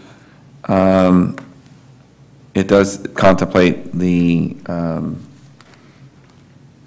highway on-ramp still on 5th Street, right? Yes, the highway on-ramp remains. It's just reconfigured in consideration of its non-conforming ramp, so we relocated it to where we think it would land to be conforming. Okay. Thank you. Councilmember Sandin. Thank you, Mr. Mayor. So for me, the constraint of the streetcar boundary, having it not be able to go below Broadway for 1 and 2, it just doesn't make those recommendations in terms of what I think we're all envisioning for the Pioneer Bluff area. I don't think it makes that work. So I think that leads us to recommendations 3 and 4. And then I think for the concerns with the flood protection with 4, I think bringing that concern up, it does, I think it leads one to recommendation 3, which is what you're suggesting. So I'm comfortable with that because I couldn't be comfortable with not having the possibility of the streetcar going in to south of the port. So I think that is for these purposes of moving this forward. And then for me, also having knowledge that there's been a conversation with the property owners. And I mean, to me, this is a big effort that is kind of all hands on deck. So that's important for me to know as well. So the property owners did support our staff's recommendation. Okay. Yeah, they were supportive of, well, they voiced no objection. I wouldn't say that they were writing me a check saying, yeah, go ahead, build it today, Katie. Right. But they voiced no objection for these purposes as we articulated them. Okay, thanks. Just a couple of questions. So in the mobility map for alternative 3, it shows Rail Street, I think that's what this one is, Rail Street going and looping to both the Ironworks portion of the Greater Bridge District and also onto Bridge Street. In the layered map, it does not show the connection to Bridge Street. So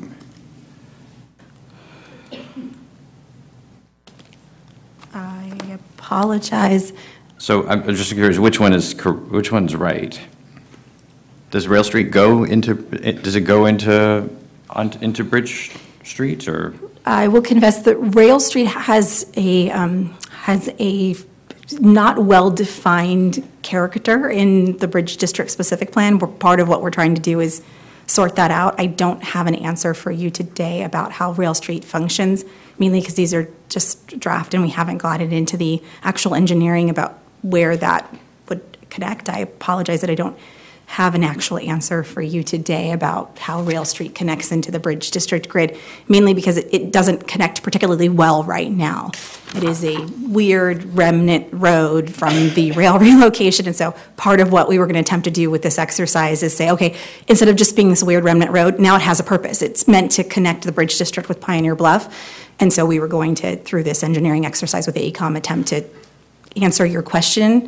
But my question is that the two maps are different. So I'm not sure how you proceed to engineering if even as the conceptual level, we don't, that's what I'm trying to understand. What's the concept here? Oh, no, I appreciate what you're saying, Mr. Mayor. I'll confess that this has been moving at a bit of an accelerated pace, and as I mentioned before, this would have gone through maybe an additional level of analysis and including more narrative before we brought it, but in sensitivity to Jason's schedule, it's just an oversight on my part. I did not catch that error. I don't have a good answer for you, but I'm willing to take direction on where you want it to connect, and we'll do everything that we can to make it connect that way. But I can tell you that rail is awkwardly positioned in the Bridge District network, and so part of what we'll be doing is attempting to reconcile that. But I think it connects at Ballpark in a one-way street, but my memory does not serve me exactly what the Bridge District network is in that location because it is ill-defined. In the Bridge District plan, it connects maybe at Ballpark? It maybe connects at Ballpark. I think it creates a Y. There's a one-way that connects to Fifth, and then there's like another way that connects to Ballpark. It is an awkward connection. And it teed into Seoul. I mean, it was sort of a remnant road that never really got its resolution. Since the existence of the street depends on the removal of the rail line, it seems like that's the opportunity, if you're already there, to be connecting all the way to Fifth and not simply going to Ironworks. If you have the opportunity to create one more mode of connectivity. Yeah, Grand would be the opportunity to do that. We could connect it up into Grand. Grand is the road that eventually elbows in. It connects from Tower Bridge Gateway and elbows into Fifth Street, so it's possible that we could connect rail into Grand, or it could connect into Ballpark, and Ballpark connects into Grand. Yeah, I think either way, because what you're trying to do, a couple things here is, one, you are creating better access to both to and from the Ironworks portion of the Bridge District and the Bridge District proper, just a lack of a better term, but also not creating Rail Street as where Ironworks is the primary north-south path from rail, so it does need to connect somewhere else other than simply connecting to the southern boundary of Ironworks, because Ironworks is not designed, that neighborhood is not designed to accommodate really any cut-through traffic of any consequence, and so creating a collector street of that scale that doesn't connect all the way to Fifth Street in some way, whether it's a bridge or Grand or Ballpark, seems like it would be appropriate. One of the key differences between 3 and 4 is, or the primary one, in addition to some of the other issues that have been described, is what happens in Stone Lock. How much of that is really, one of the key differences between the two areas is the nature of property ownership.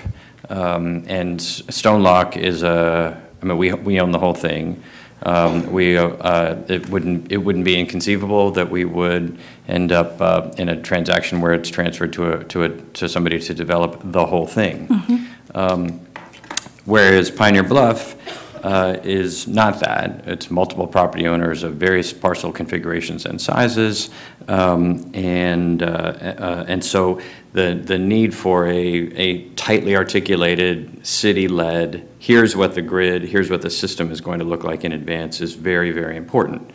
So that everybody can do their parts of the system without having to negotiate it in real time with the other property. That doesn't work, right? So the notion of developer flexibility is not an effective solution to maximizing either developer values or our values in a context of multiple property owners, especially when you have to have connectivity to the other neighborhoods, north, south, and west. But in Stone Lock, it's a different situation. It's more like the rail yards or a traditional suburban development. So, I mean, how much does the actual, what we write on the map matter for Stone Lock right now, right? I mean, is there anything that would preclude later on the Stone Lock, whatever development agreement or plan that we adopt for Stone Lock, having a different street configuration?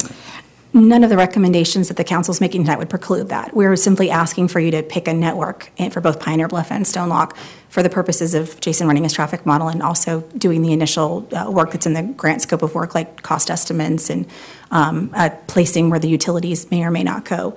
The network that's in Alternative 3 comparison to Alternative 4 is just a side comment. I think where the mayor is going is this is just a representation of it's an expansion of a representation of what's in the Southport Framework Plan, and the DA that the port has with the city right now vests them in the Southport Framework Plan, so we were just picking that information up in the recommendation, but we could strip some of it away, we could add additional information. The reason I'm asking is really just to decide how much attention to spend on it, right? with the grid in the Pioneer Bluffs, it is really important.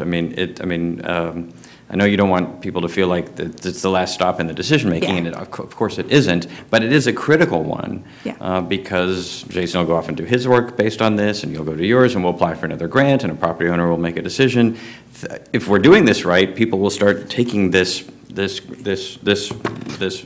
grid as the grid. So it does matter, but it feels like in the Stone Lock area, it's not as critical that we get it precisely right. Of course, we're not getting the Pioneer Bluffs precisely right, but we want to get it pretty much directionally correct. Whereas in Stone Lock, we will continue to have a substantial amount of flexibility on a going forward basis because it's not a consequence or a precondition of many other projects that are along the line, unless I'm misreading this. From the master plan's perspective, I would completely agree with what you're saying, Mr. Mayor. I think Jason would like to comment, though. I just wanted to comment that I heard that streetcar going south is of importance. So to the extent that the grid represents higher density, that becomes more important for streetcar itself and the viability of streetcar to extend to south of where ultimately the Broadway Bridge landing is going to be. So simply for the viability of streetcar in the future, if the grid were to be selected to represent higher density, then that would be the way to go. Okay, that makes a lot of sense. And I think that's true for both. That's true for both portions of both districts here, both for streetcar and for the Broadway Bridge, frankly, in which we don't yet have the path to full funding of construction.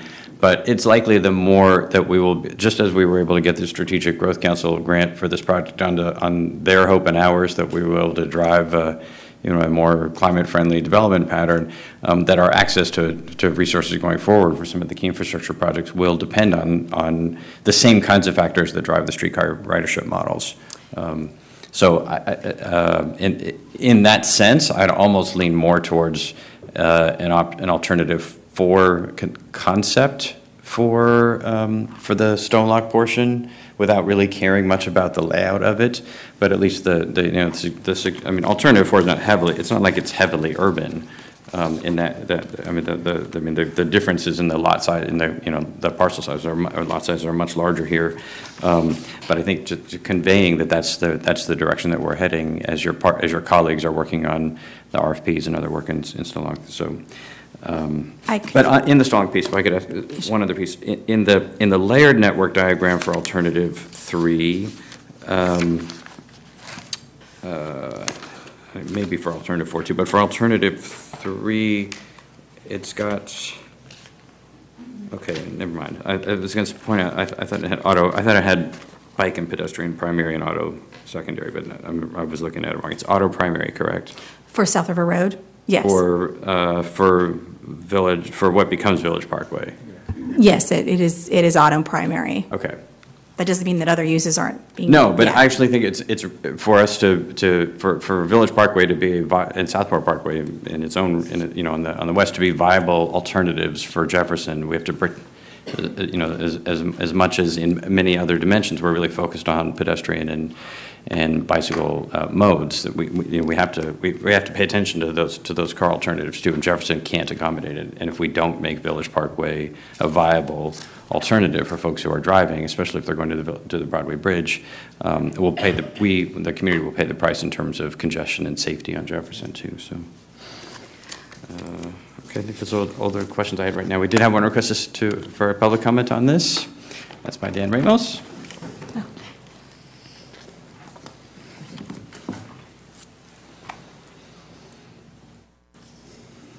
Good evening, Mayor Cabaldo, members of City Council. Well, we just got a Katie and Jason briefing. I wanted to express to Mark, we had a great meeting with them about 2 weeks ago. They came and meet with the property owners of the Pioneer Bluff area there, and we had the same detailed discussion, which was very good, very enlightening. I think we were very happy to see all the great work that they've been doing. We really got a great team on this, so we appreciate their efforts.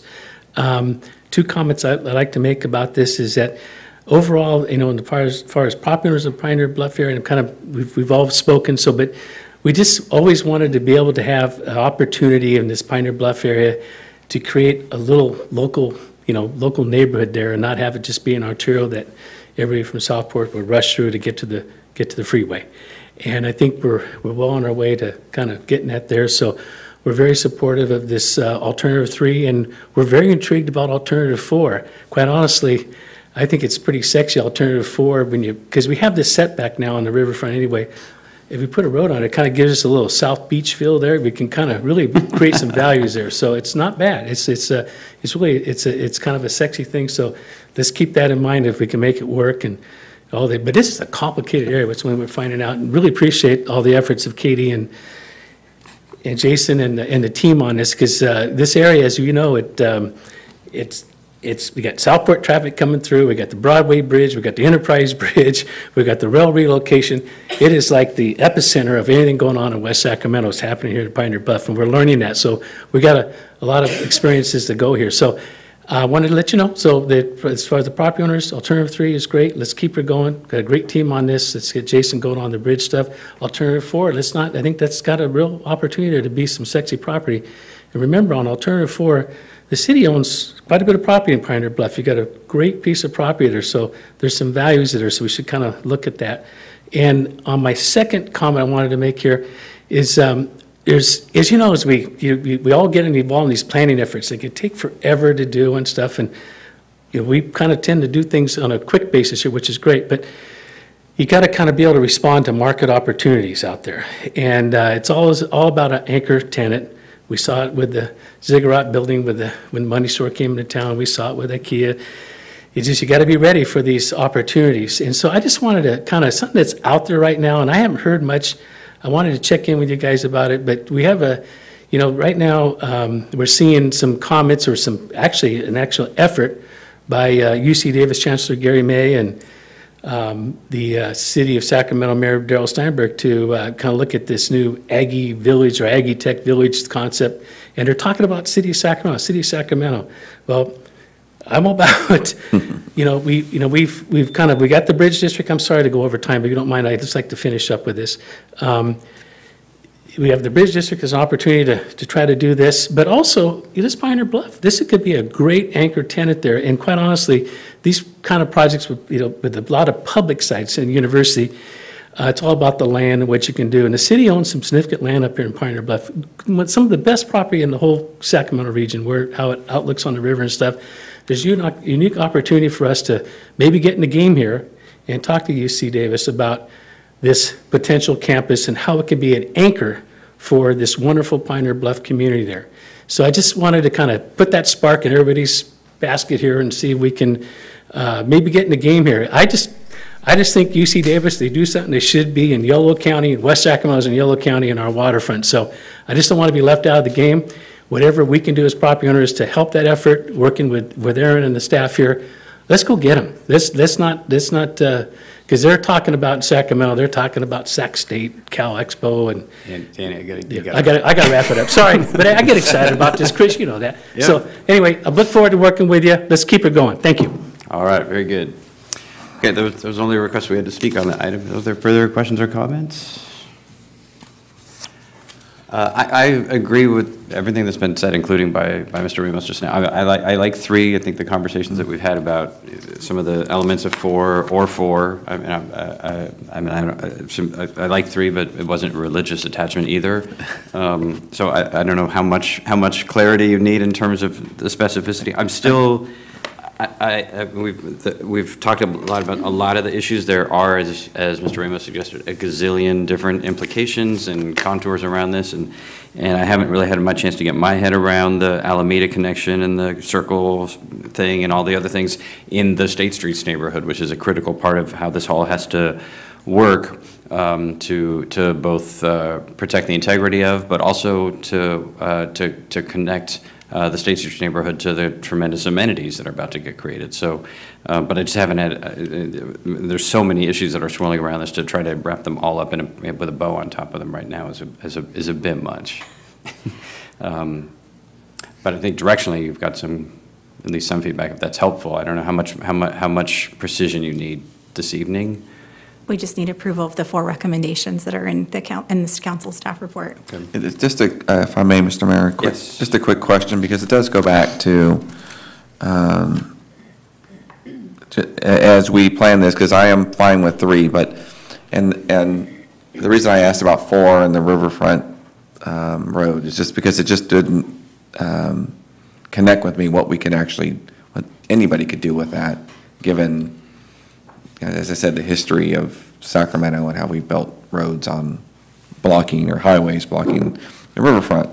And of course, Mr. Ramos points out South Beach as a lure, as sort of as an idea of sort of how that can be. So my interest in this is making sure, and to the discussion as well around streetcar and its dependence on density and ridership models. To drive, I'm just very interested in making sure if it is 3 to look at, traffic patterns, and it would have to be a hybrid of 3 and 4 into the locks. I think the mayor is absolutely spot on and making sure as we have every opportunity to look at intensifying the densities and use and somehow maintaining flexibility. I think that's one of the things from the Bridge District we even learned is that we sort of created enough framework to draw in some development of housing and kind of let them, the developers, have enough vision to sort of move the peas around the plate, so to say, to get to where it needed to be, so that they can come up with their own vision for it. So, as much as we can drive some of the kind of patterns that might drive the density and I think that might be. I did speak with AECOM about this particular issue, about maybe taking the southern part of 4 and the northern part of 3 and combining them, and confirmed that that would not be a problem in terms of how those networks speak to each other.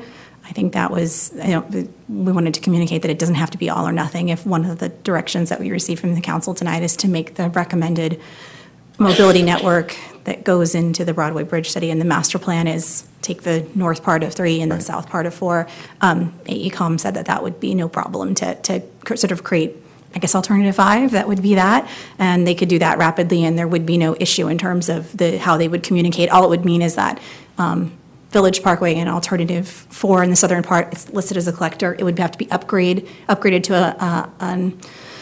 an arterial. And that may mean that additional roundabout that's proposed may not be possible, so it may be maybe just a right-in, right-out connection instead, so that we can maintain the traffic flow on Village Parkway. But they did say that was well within reason and could be engineered in that condition. So I wanted to offer that up if that seems to be maybe some of the issue in terms of recommending alternative 3. We could do a hybrid of 3 and 4, keep the collector, remove the collector piece and keep the arterial, and perhaps remove that additional roundabout, and that would be something that AECOM said that would be no problem to just quickly create an exhibit, keep us on Jason's timetable, and perhaps address some of the concerns that I'm hearing from the council and Mr. Mayor and Mayor Pro Tem. So maybe you could just go one more time. Why? Okay, if we did that, why not just go to alternative 4? In the end, what was the kicker for staff in the determination that 3 was going to be the recommendation and not 4? It was primarily the off-ramp, so the on-ramp, excuse me, so the requiring that the on-ramp go away, because all 4 has all north-south connectors as collectors, and it requires the relocation or the removal, of that on-ramp, and we felt that was maybe too much to sort of pin on at this point, and so, we can wish and dream, and I think Dan articulated that there was something about it that maybe was compelling. Dan picked that up at the meeting that we had, where maybe that's good. We take that trip that trip generator off of the riverfront, and suddenly it can tolerate having multiple north-south connectors. I think staff felt like that we might be pushing outside the realms a bit in terms of asking the council at this point to assume with the street grid that rail relocation has occurred, that we have removed a on-ramp, and so we felt like, well, maybe the best thing to do was go with alternative 3. And then it would assume that we'd be able to get a permit from the Army Corps of Engineers. So there were a lot of assumptions that were embedded into alternative 4 that are all conceivable, but they do impact the ability for us to rapidly deploy it. So we were thinking that 3 made a little bit more sense, but that's why we asked AECOM, could we marry perhaps pieces of 3 and 4 if the council's conversation is going the way that it's been going? Oh, yep. One other implication with Broadway Bridge, if you have a levee road, the ability to have a grade-separated undercrossing for bike ped with a levee road becomes exponentially more difficult for the Broadway Bridge connection. So you'd have an at-grade crossing for bikes and peds as opposed to grade-separated. If Riverfront Street were to extend down the setback levee, that's what we're talking about? At least in the area of Broadway Bridge, correct. Okay. You would have less grade to work with at that point, and the most likely scenario would have to be an at-grade crossing.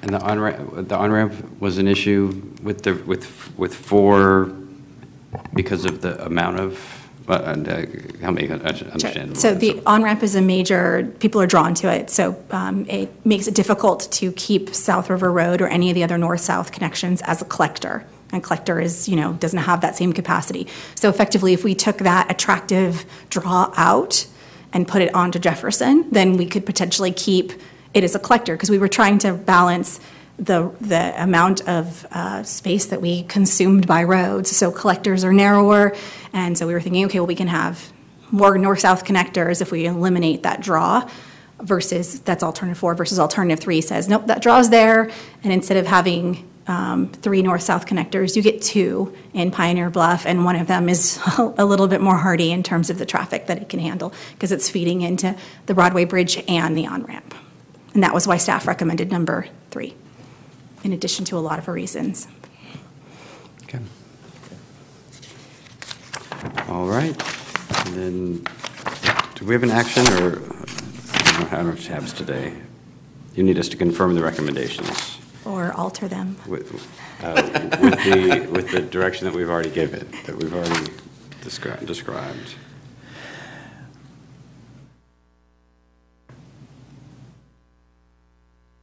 You looking for a motion?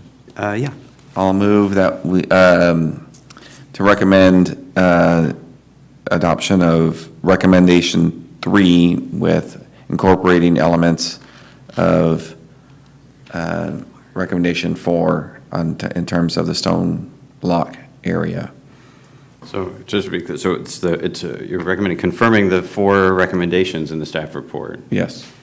With the alternative 3 with the elements of alternative 4 as you just described? Yes. Okay. Thank you for clarifying. All right. Okay, so it's been moved and seconded by Mr. Johannesson. Is there any further discussion? All right, all those in favor? Aye. Any opposed? Hearing none, that carries. Thank you. Item 14 is consideration of Resolution 18-7, authorizing an application to the State of California Natural Resources Agency for $1.5 million in land and water conservation grant funds for the Bridge District Plaza project. Good evening, Mayor and Council. Unfortunately, Erin Rivas was sick tonight, so she couldn't be there, but she coordinated this item for us. This item would have been on consent. It just requires a roll call vote. If you want more details, I can get into it, but it's a grant application to match funds to acquire the Riverfront Plaza in the Bridge District or future recreation. Okay, so it looks like Ms. Sandine is moving. And Mr. Johannesson seconds. Approval of the staff recommendation. Seeing no further discussion, all those in favor, please say aye. Oh, sorry. We're only doing this for this purpose. Madam Clerk, would you please call the roll on item 14? Certainly. I'm sorry, Councilmember Johannesson? Yes. Mayor Pro Tem Ledesma? Yes. Councilmember Sandine? Aye. And Mayor Cabaldon? Yes. Thank you. All right, that motion carries 4-0. Item 15 is consideration of a presentation on the Commission on Accreditation for Law Enforcement Agencies Award.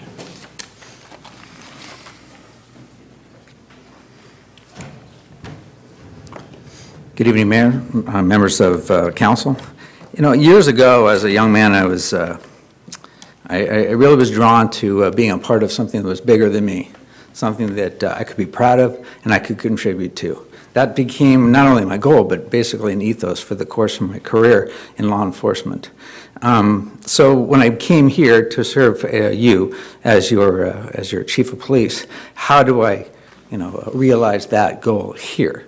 There's been a number of different things that we've been working on to try to address this. And in one conversation, one of your brethren made a comment to me which was very, impactful to me. He said, "I believe that I trust the police, I think. I don't want you to think, and I don't want you to believe. I want to show you and demonstrate that. What I'm going to talk to you about is CALEA now, and this is one method that we're going about to try to realize that goal." In July of 2014, the West Sacramento Police Department sought accreditation through CALEA, the Commission on Accreditation for Law Enforcement Agencies. The CALEA accreditation model sets forth processes that not only empower the staff, but also validate the work that we do. West Sacramento Police Department employees and the citizens of West Sacramento, and of course you, our City Council, can be confident that the West Sacramento Police Department policies and procedures have been tested and reviewed against national standards and gain a sense of pride in the department's high standard of performance. The department views policies and procedures as its ethics, the code by which we operate, our ethos. Proving that it does what it says it does demonstrates our integrity. Testing this integrity through outside audits and assessment strengthens the department's accountability, both with the agency and with the community that it serves.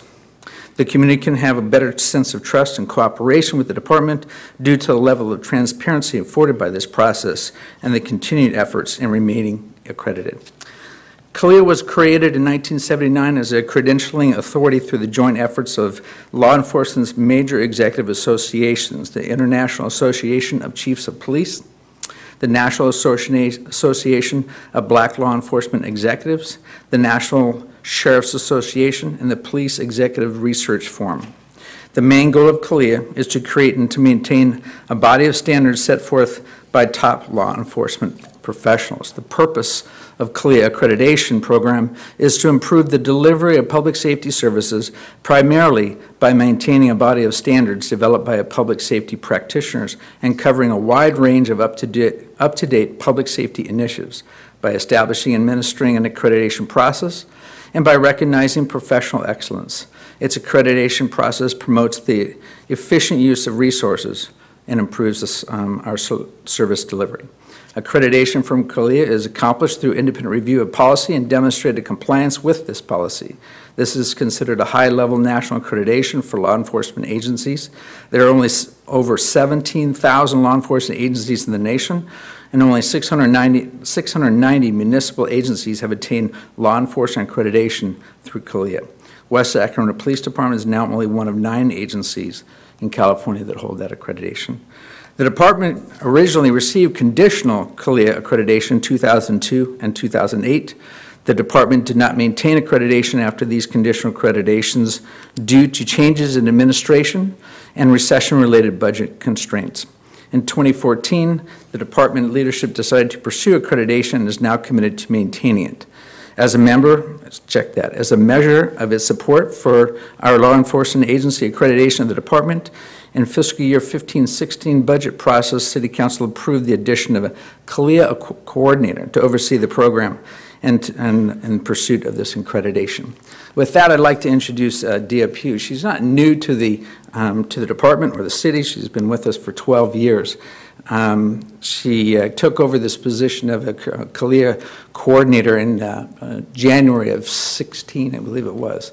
And I will say with the utmost of sincerity and emphasis, an outstanding employee. With that, Dia Pugh. Thank you, Chief McDonald. Thank you, Council. I'm very honored to speak to you today. I put together a small slide presentation.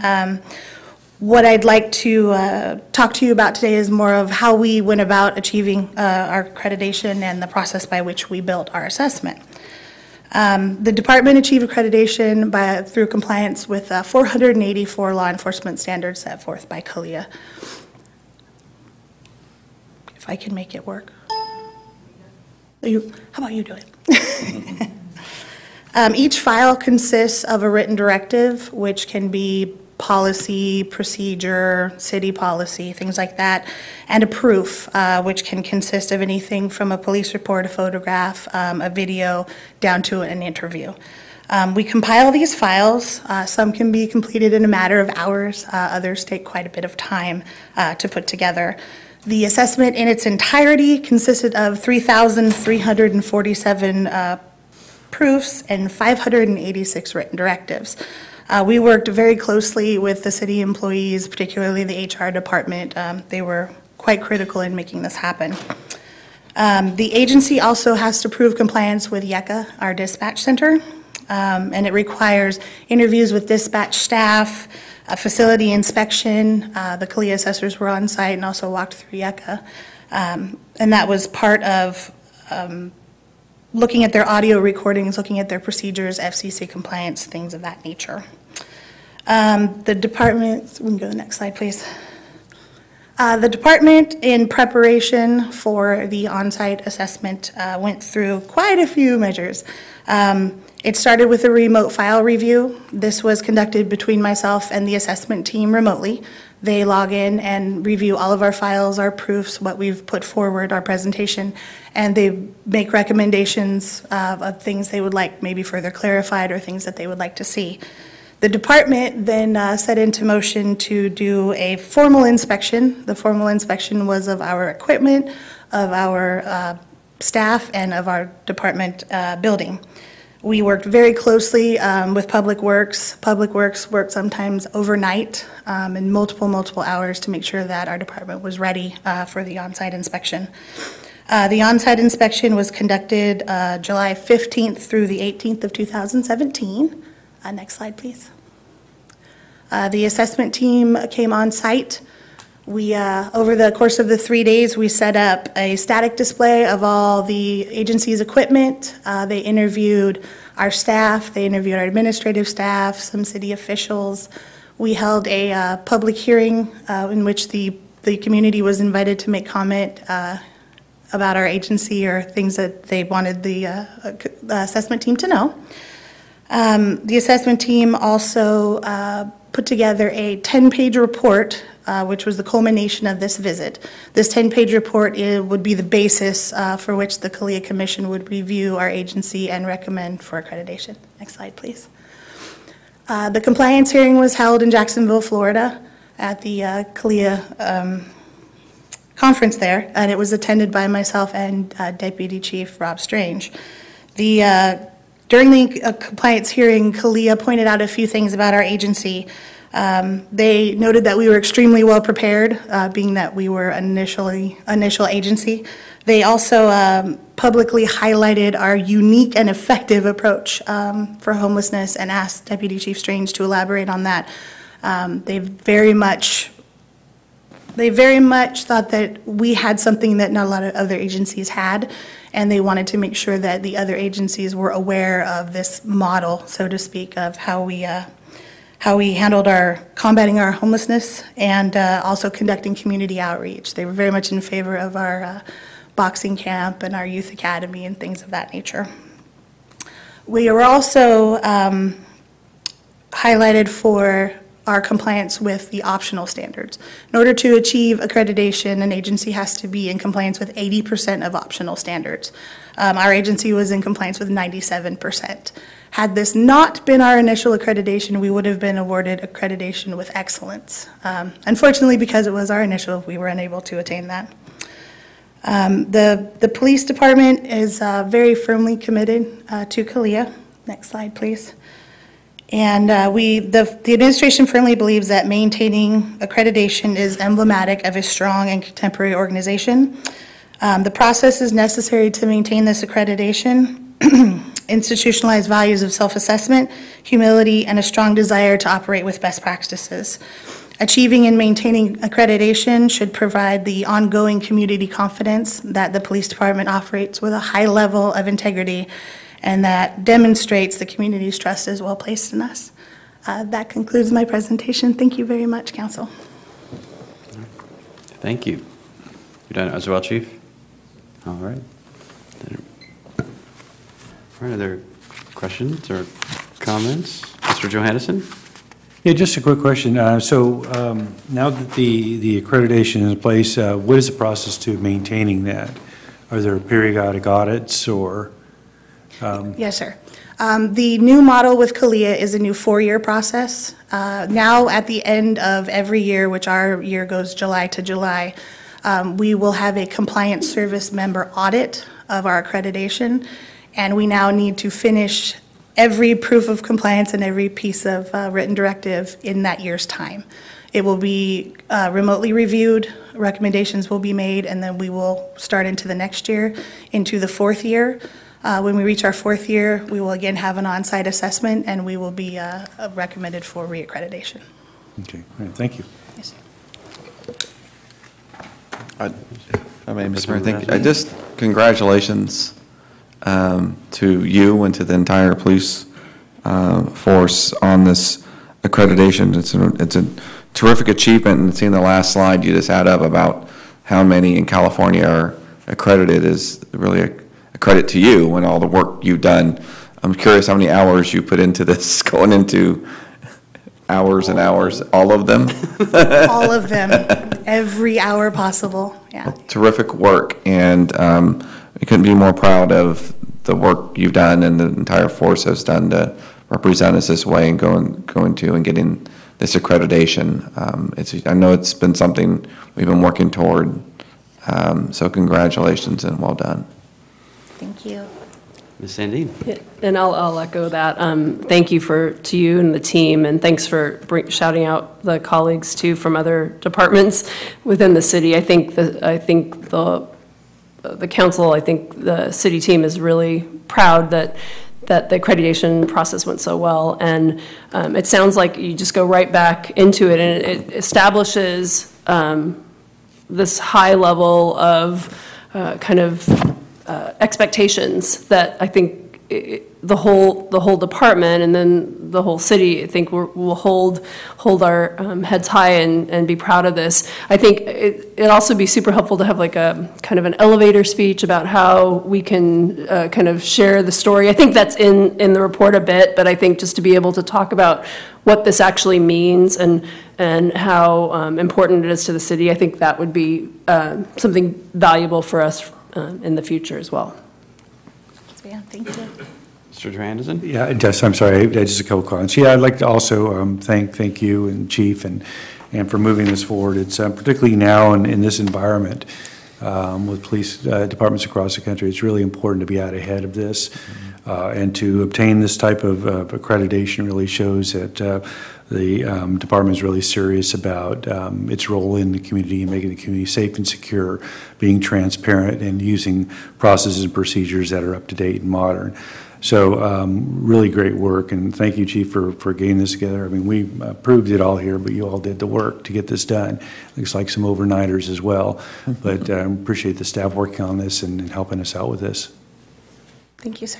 Yeah, I couldn't be prouder of the department. The policing was one of the reasons why the citizens of the community voted to incorporate, along with clean water and being able to buy underwear in the city and a few other things. But policing was one of the major reasons why the citizens here said we want to be our own city, and we want to have we would like to have a modern police force that knows the community and that is part of the community and that we can trust. And the department has, and when I first got sworn into the city council, the police station, the McKnight police station was just opening. It was the very first city event I went to as a brand new council member, and Councilwoman City Tuttle was there. I think it was her last city event at the same moment. That was an important step in the evolution of the department, and the department has continuously gotten better and better and better and better and better. And it is true, so much of what's happening in the country right now and people's lack of faith or trust or just not knowing whether they can have faith or trust, they question and they wonder and they don't know. And it's hard to know. And efforts like this are important because they're so rigorously reviewed.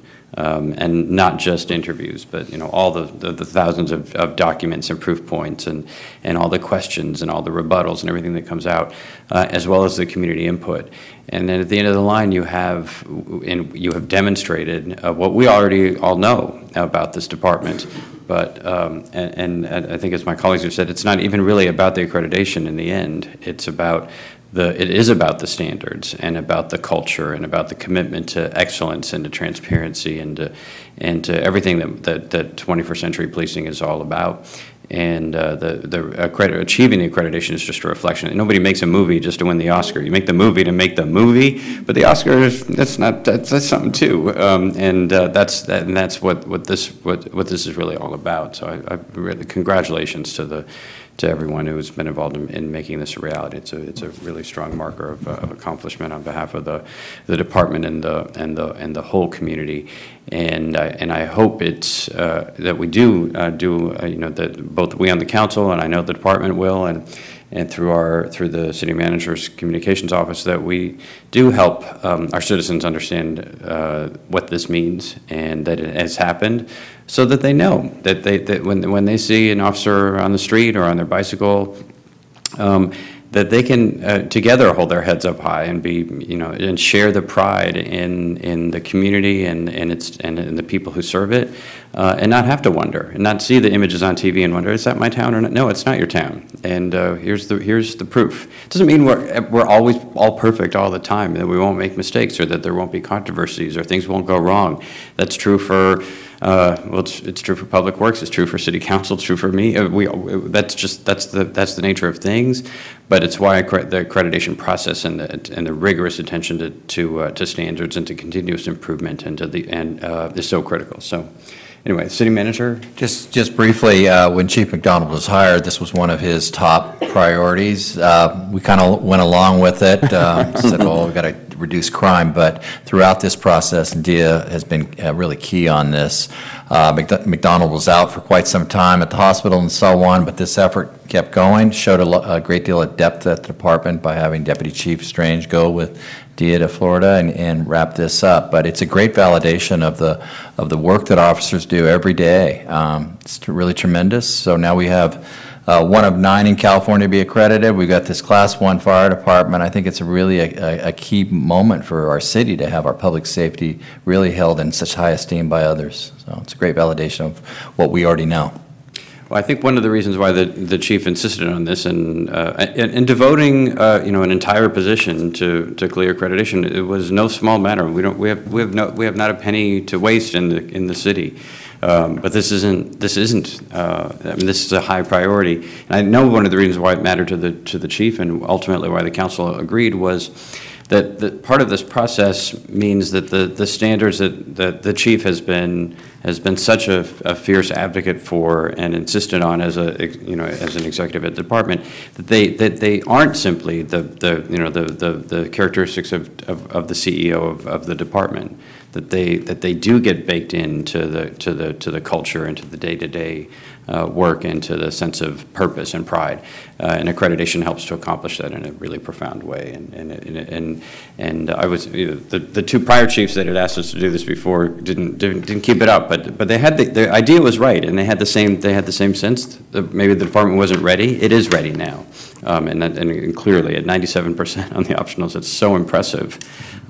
Because in some accreditation processes in other institutions, the organization goes along with it because the chief wants to do it, just as like the city manager said. But you don't get to 97% on the optionals. You don't get to this level of recognition just by people humoring the chief. This represents the reality on the ground inside the department, and that's what in the end that's what really matters. So. Thank you both. Thank you, sir. Thank you, council. All right, that brings us to council calendar. Ms. Berlin? Good evening, Mayor, council members. A couple of events that are coming up. As mentioned earlier tonight with item 7, there is a Sycamore Trail open house on January 18th from 4:30 to 6:30. That's here in the Galleria downstairs. And on Friday, the 19th, there's the flu vaccine clinic in the Galleria as well, and that's from 3 to 7, and that's free. All right, any questions on the calendar? City manager report? No report. City attorney report? Staff direction for members of the council? We have no future agenda item requests, so Mayor Pro Tem Lodesma? For tonight, I will make the motion to adjourn. I will do so in the memory of two young girls who were taken from our city, taken from their families too early. Our new year started the wrong way this year to all of us. And the city were notified by our staff of the loss of life to Sarah and Sophie Ruin. Another senseless tragedy of young children in our community that the community mourned and is still recovering from.